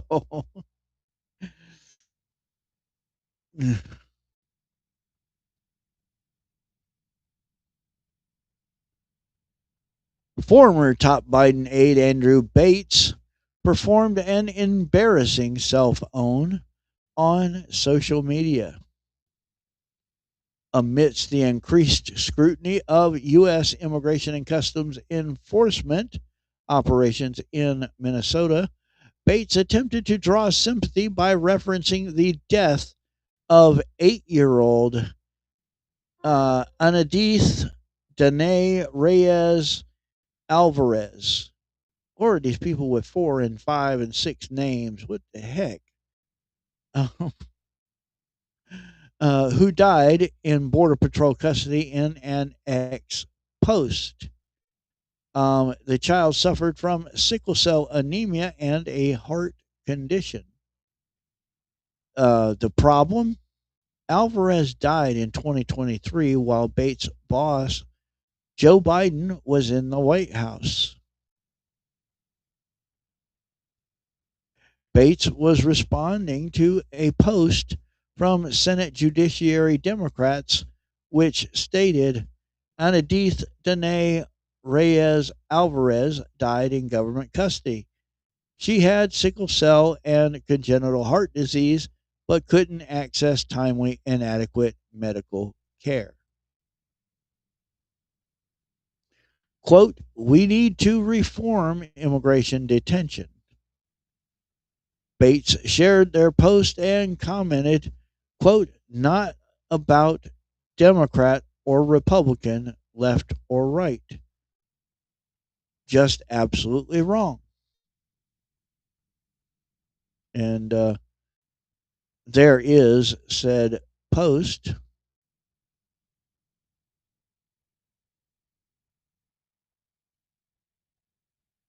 And then readers added context as they are wont to do. This is old news from 2023. Anadith Danae Reyes Alvarez died in Border Patrol custody in 2023. In 2023, Joe Biden was president. Following his post, Bates was on the receiving end of brutal reminders of who was in charge when the child died, and the original post received a community note citing coverage of the story in 2023. Here you see readers added context, outdated information can be misleading. This is old news from 2023. Anith Danae Reyes Alvarez died in Border Patrol custody in 2023, and there is citation, CBS News, a leftist news outlet, /news/Anadith, President Trump's campaign communications director in 2020, Tim Murtaugh, slammed Bates. Quote, what's remarkable, Andrew, is the level of pride you must have felt when posting this, completely unaware that it had happened while you worked in the White House yourself. Murtaugh wrote, quote, just remarkable, top-notch work from beginning to end.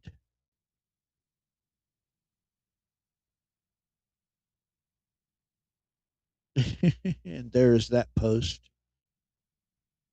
So, how dumb do you have to be, to try to, implicate and slam someone else, and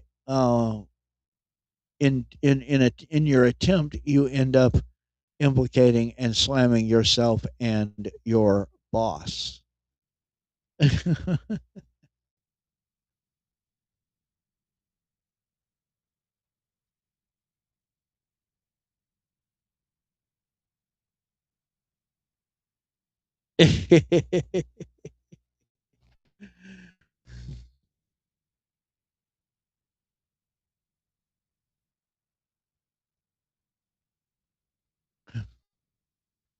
All right, what's up next?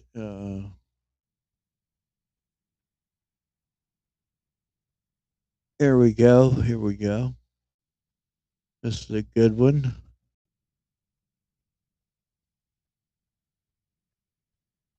Here we have dozens of idiotic leftist protesters swarm California restaurant after mistaking TSA agents for ICE.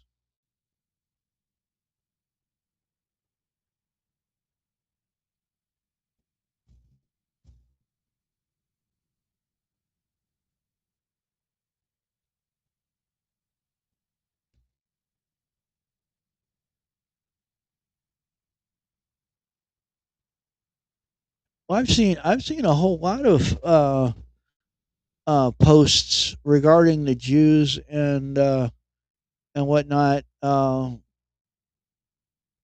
getting community noted and whatnot, without being banned and all of that, on X. I mean, sure there are some, but you have to look at the actual language that the people are using. I am sure it has too. The shotgun that I just got rid of the ad for, I am sure that it has too. I looked at that ad and I'm like, that sucker is dangerous. Yeah, yeah, for real, for real. And there's another one too that I've seen. There's a different one from that one that, oh my God, that's gonna hurt people. If they buy that and they actually use it, oh my God, you know. Uh,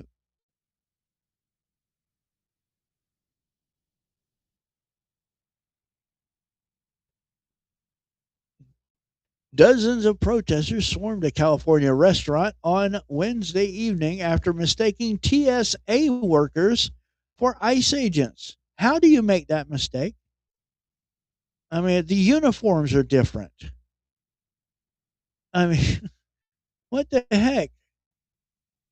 The TSA agents who were off duty and simply trying to have dinner had to call for help because the situation escalated so rapidly. According to a report from Fox 11 Los Angeles, reporter Matthew Seedorf, that's a messed up name, the incident took place at the Ten Raku restaurant in Linwood, where the federal employees were dining. The protesters chanted and surrounded the restaurant with some waving Mexican flags.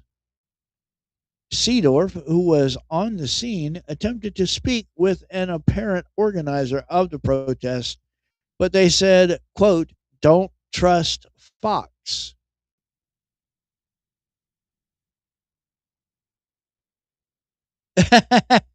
Right? Right. Oh, that would be kind of funny. Yeah, check this out. Oh, that's cool. That's cool. Hey, you want to shoot it?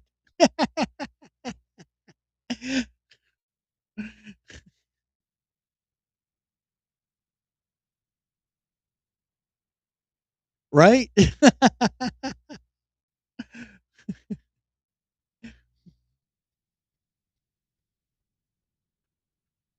Right. I feel you, man. Quote, "No comment. I just don't trust Fox," the anti ICE activist declared. When Seedorf went inside to speak to the restaurant employees, the organizer followed him in and told them in Spanish not to speak to him.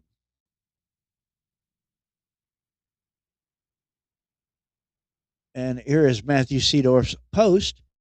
Uh, Latest TSA workers eating dinner were mistaken for ICE agents drawing dozens of protesters to a Linwood restaurant. We tried speaking with an apparent organizer, but received little explanation.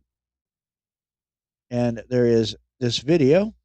Well, this appears to be a case of mistaken identity. Some TSA officers were eating dinner here. Someone thought they were ICE, and then the crowd showed up. Whistles and horns blaring of anger in Linwood. Little Asian got this from ICE. A crowd of anti-ICE protesters swarming a restaurant after reports that off-duty ICE agents were inside, but law enforcement sources tell Fox 11 this may be a case of mistaken identity. The agents weren't ICE, but instead TSA officers eating dinner. ICE. LA County Sheriff's deputies called in for crowd control, eventually calming the situation. Talk to y'all about what happened? Oh, sure. Who are you guys with? We're at Channel 11. Oh, Fox? Channel 11, Fox 11, yeah. Oh, okay. We asked an organizer what happened. No comment. Oh, we just want to ask what happened. No, I know, but I just don't trust Fox. She refused to speak with us, saying it was because we're Fox. Did you guys think it was ICE? Potentially. Yeah.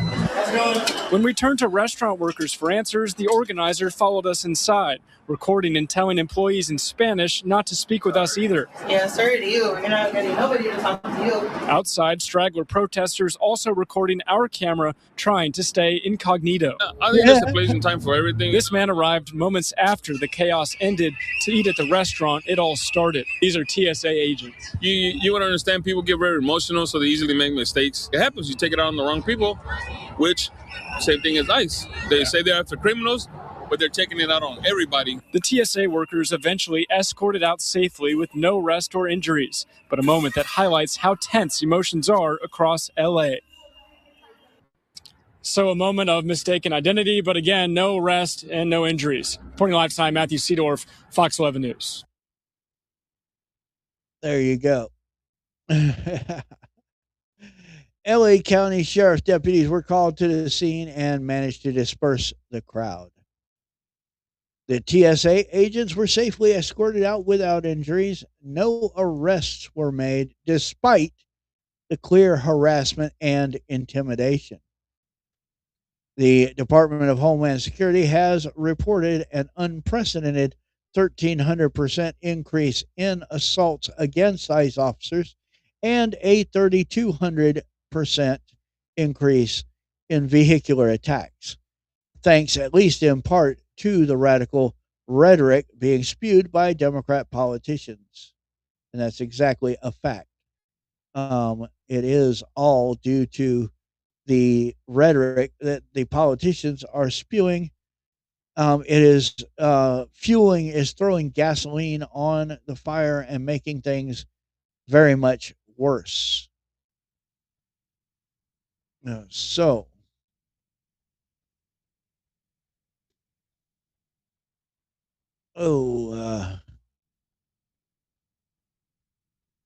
let's see, what else do we have?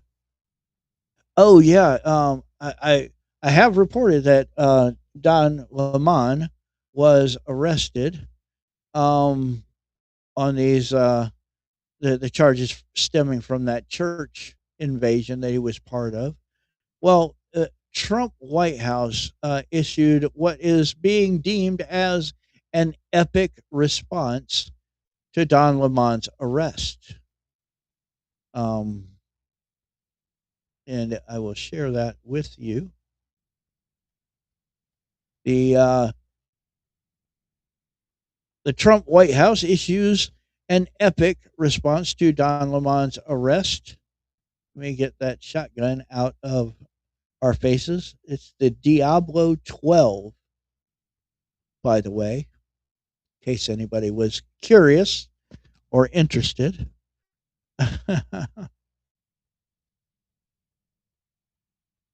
Well, they're trying to do that.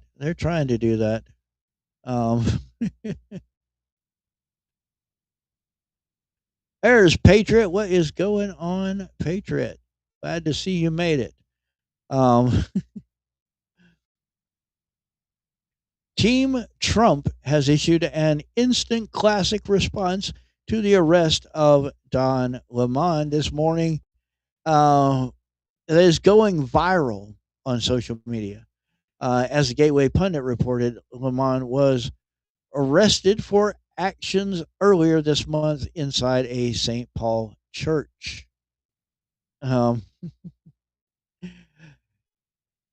He was covering the Grammy Awards on Thursday night when federal agents took him into custody. He is facing conspiracy against rights charges and violation of the FACE Act.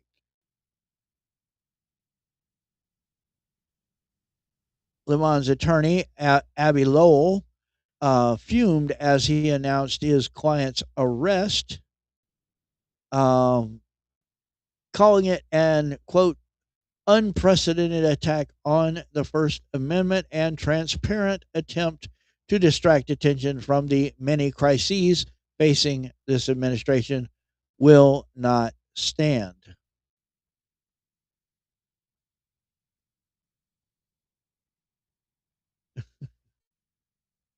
So, when the Trump White House got wind of Lemon's arrest, the response did not disappoint. Team Trump issued this reply on X, which will ring familiar to the Gateway Pundit readers. Quote, when life gives you lemons, the post reads while showing a photo of Lemon below, noting his arrest. We all know what comes after the word lemons. Here is the post from the White House. When life gives you lemons, Don Lemon, arrested for involvement in the St. Paul church riots, from the White House.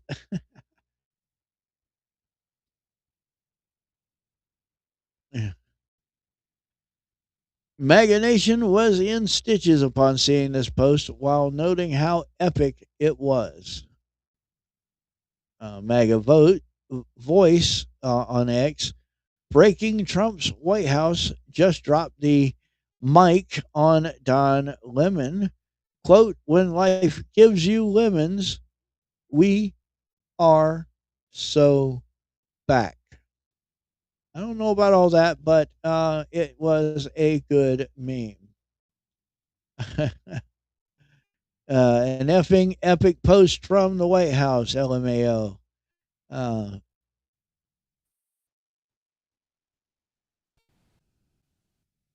you see True Stormy Joe's response.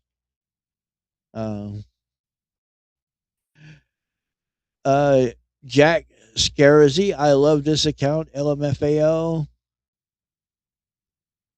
I'm not going to say that one, but it's just simply this one that normally comes along with some sound. And there's this one from WK at X. There you go. The level of trolling is unreal. Love it. Awesome post.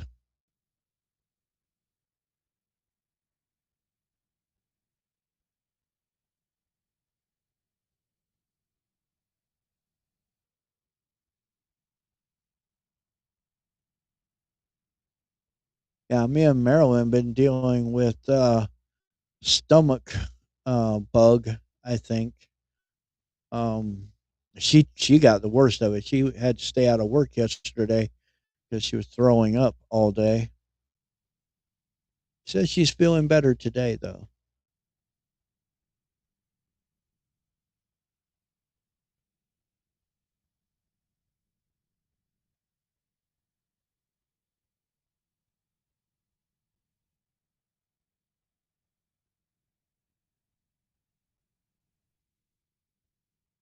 Yeah, I hate a cough that hangs on and hangs on and hangs on. Those are awful.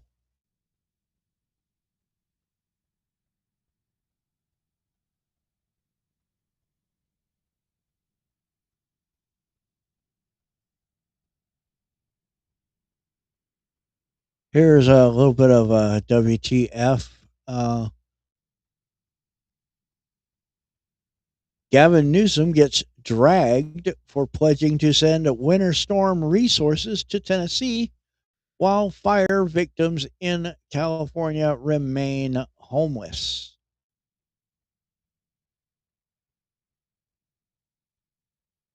He is going to send their precious resources to Tennessee while he can't even take care of his own residents in his own state.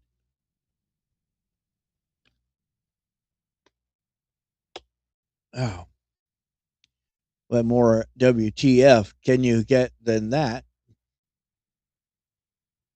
California Governor Gavin Newsom recently bragged on Twitter X that he is sending aid to the state of Tennessee following the harsh winter storm. Meanwhile, thousands of victims of the California wildfires that happened over a year ago remain homeless. This is Newsom playing pretend. In his mind, he is already the president of the United States and he wants everyone to get used to the idea. Fox 5 in California reports Governor Newsom deploys California-based emergency team to Tennessee for winter storm aid. Governor Gavin Newsom has deployed specialized emergency management resources from California to assist Tennessee as the state responds to impacts from a deadly winter storm. According to the governor's office, a 30-member California-based federal complex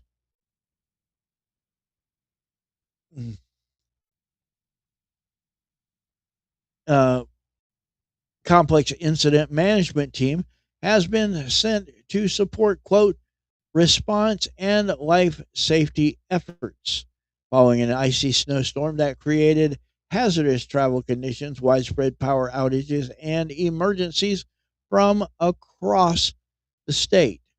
Multiple deaths have been reported in connection with the storm. Quote, I'm thankful to the local firefighters who are stepping up to help fellow Americans during their time of need, said Newsom. Quote, when disaster strikes, California answers the call to support our partners across the country. Deploying this incident management team to Tennessee reflects a commitment to protecting lives and helping our neighbors respond and recover to extreme weather events. The deployment comes as large portions of the eastern United States recently faced heavy snowfall, ice accumulations, and sub freezing temperatures, disrupting critical infrastructure. And there is the Newsom tweet.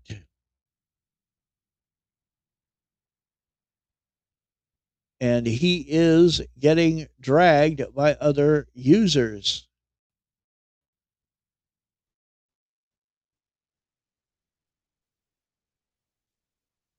Robbie Starbuck on X. I just spoke with Governor at Bill Lee TN's team about this. They've had zero communication with Gavin Newsom, and this appears to be nothing more than cheap political posturing for 2028 on the backs of storm victims. As a reminder, Californians still haven't begun to rebuild over a year later. So, if you answer the call like you did for Palisades Fire, they'd be better off without your help. And on they go. It's as if Newsom wants to do every job except the one he was elected to do. It does seem to be the case.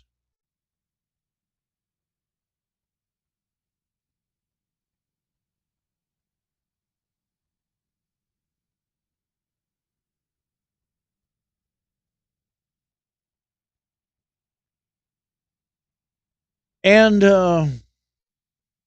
in a way, some kind of good news for my actual final story of the day.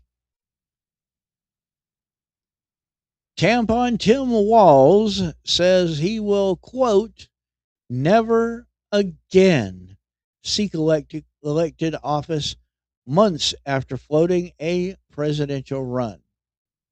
And there is video, of course. We will have it from the horse's mouth. Just over a year after his unsuccessful run for vice president of the United States, Minnesota Governor Tim Walz has said he will never again seek elected office. Walz, who served as Kamala Harris's running mate in the 2024 presidential election, made the remark during an interview with BS Now. Quote, I will never run for an elected office again, he said. Never again. Look, I recognize that I'm a lightning rod, he continued. I know they hate me personally and they take it out on my constituents. And here is that video. Do you regret jumping out before such a consequential moment? No, and part of it was true. Look, I recognize that I'm a lightning rod, and this is a tough space for I'm in because I know they hate me personally, and they take it out on my constituents because old white guys who are former governors tend to land on their feet okay type of thing. But in all fairness on the timing, I removed myself, and then 2 days later, Renee Good is murdered. But I think one of the things is I have no political consideration, will never run for an elected office again. Never again. Never again. And I will just do the work. And what I found is, again, I'm going to say this. There's heroes on the streets that we don't know their names. They're never going to run for office. And those grass-top leaders brought this administration to their knees this week to do something about it. So there's other ways to serve, and I'll find them. They're grass-top leaders, not grassroots. His words. There's also this video. This fraud thing happens in every state. We had it here. I take responsibility for it. No one in state government had anything to do with it, but people stole from us. You got to stop that. We were working hand in hand with the U.S. Attorney's Office. That's gone now. I don't even know who over there is working on fraud. And we got folks, you come in here, that U.S. Attorney sat right here, and I said, there's two people that want to fix this more than anybody in this state, me and you. What do you need from me? Yeah, I believe that. I believe he said that. It also comes amid the ongoing clashes in Minnesota between immigration and customs enforcement agents and far-left protesters.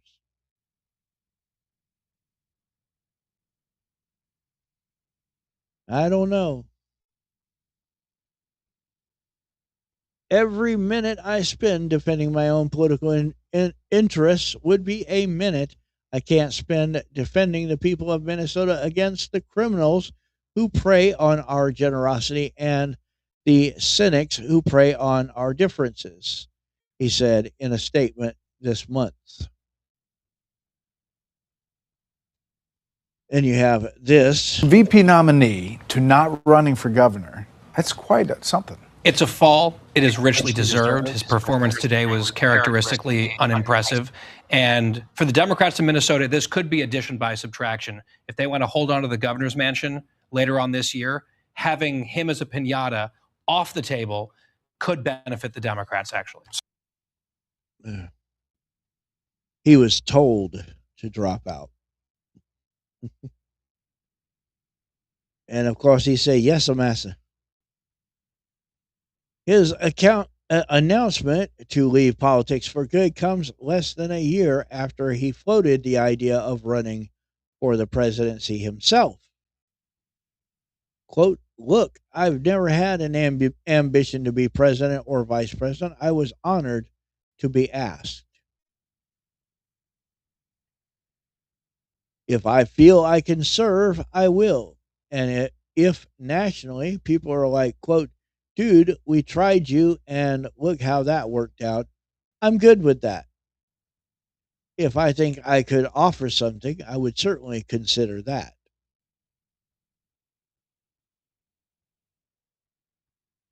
Walz has also ramped up his rhetoric in recent weeks, comparing ICE agents arresting illegal aliens to Nazis sending Anne Frank to Auschwitz.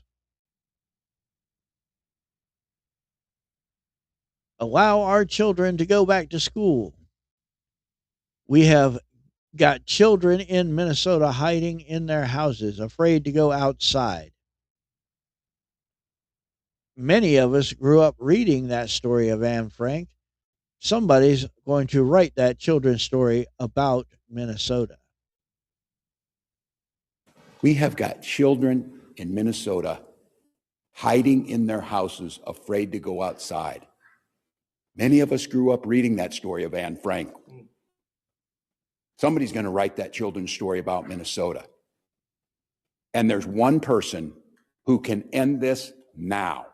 You.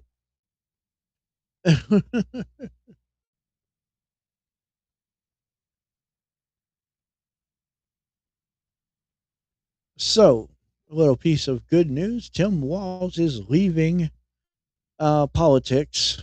He is no longer going to run for governor's office and will never seek a elected office ever again. What do you all think of that?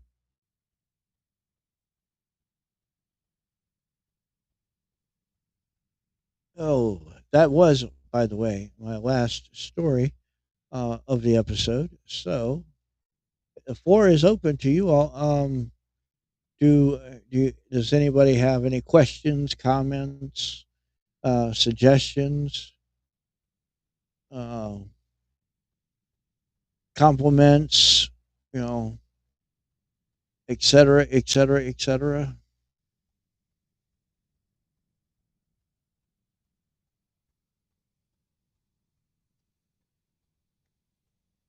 Okay.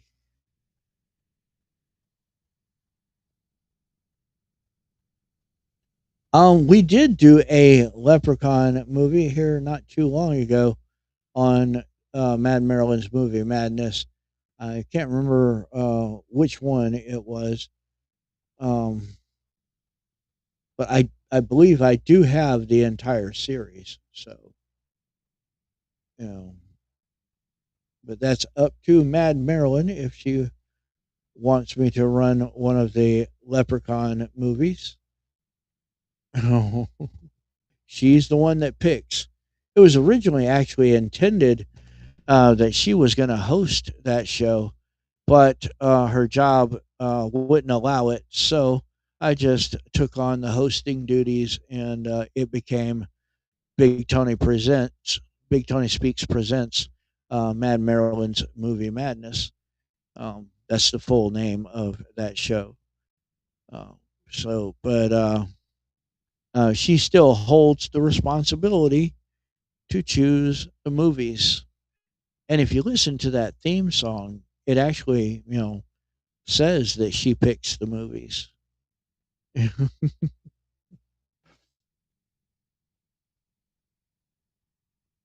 So but that is a good suggestion. I actually kind of like the Leprechaun movies. Um, they're funny, and well, they're funny to me. but then again, most so-called horror movies are hilarious to me. I'm kind of my wires are kind of twisted the wrong way, I guess, in some ways. I'll go to a movie theater to see the latest horror movie that came out, and while everybody is jumping and ooh you know, look out, all this, I'm cracking up. Did you see that? You know, he took his head right off, laughing my butt off. I mean, that's just me though. Yeah, Jaws is considered horror, but I wouldn't. I wouldn't consider it horror. I would consider it actually more suspense. Um,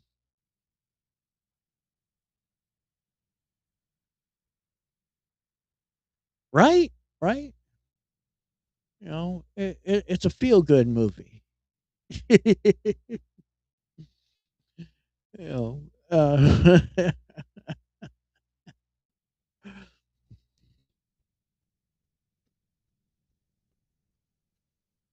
but yeah, Jaws is actually, in my opinion, I would consider it more like suspense. You know,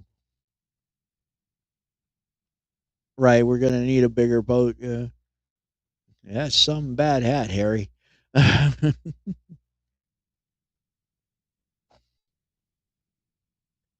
But anyway,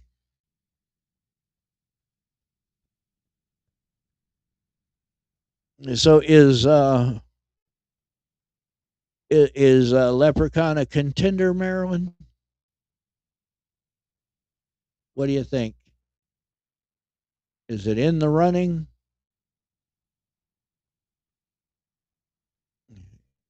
To make the top 10, the top 5, the top 2?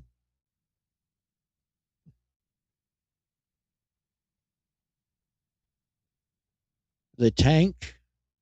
I'll have to look that one up. They die 5 minutes in, and the rest is nothing but the trip to the gate of hell. Okay.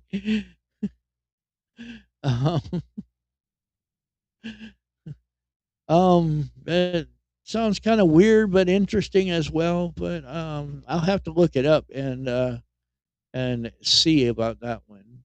Um,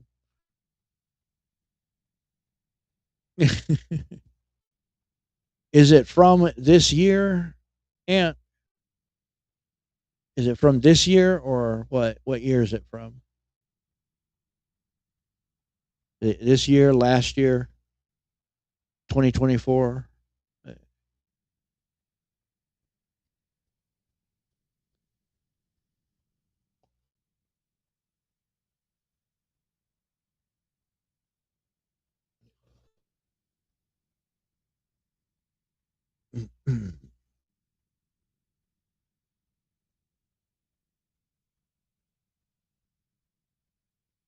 Yeah, she said, "Oh, okay, it's 2026." Okay, that gives me a narrower range to search to look it up. It's on Amazon Prime. Okay, I can get that easy.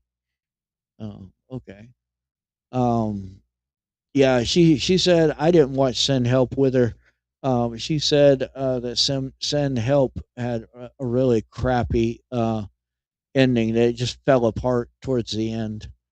Um, so if you have any plans to watching Send Help, probably don't, because it will leave you wanting. You know, um, you know how those movies are when they fall apart at the end. It's just like, why did I even watch it? So yeah, I'll look that movie up though. You said it's called The Tank. So yeah, I'll check that out and see what it is, and I might snag it, and if it doesn't go up like this Saturday or next Saturday, then at some point it'll go up. You know, I'm sure, but yeah, it's all left up to Marilyn. She makes that decision. Unless she tells me to make the choice, and then you know I usually try to come somewhere out of left field, with something,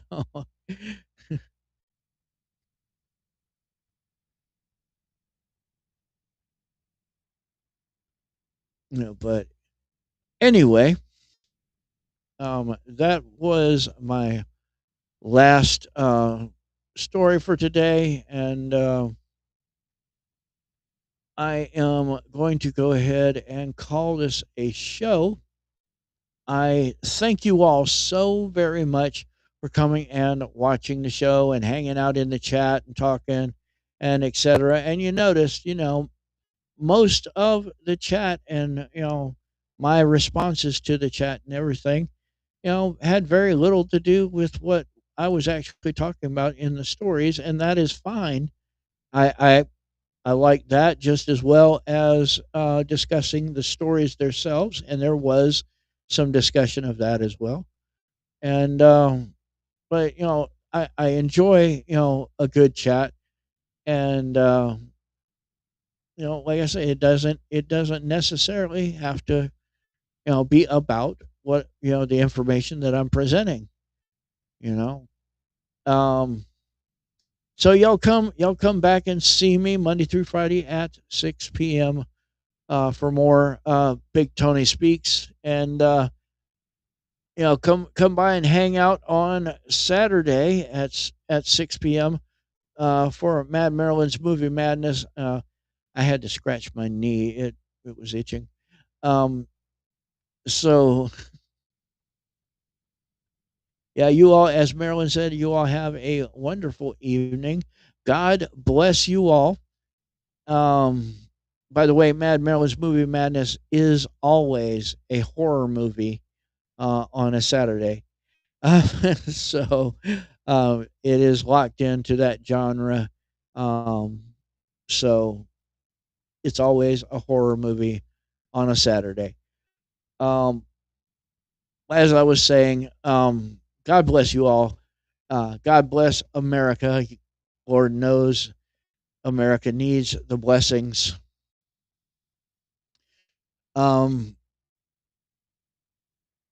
I have been Big Tony, your host, and this has been Big Tony Speaks.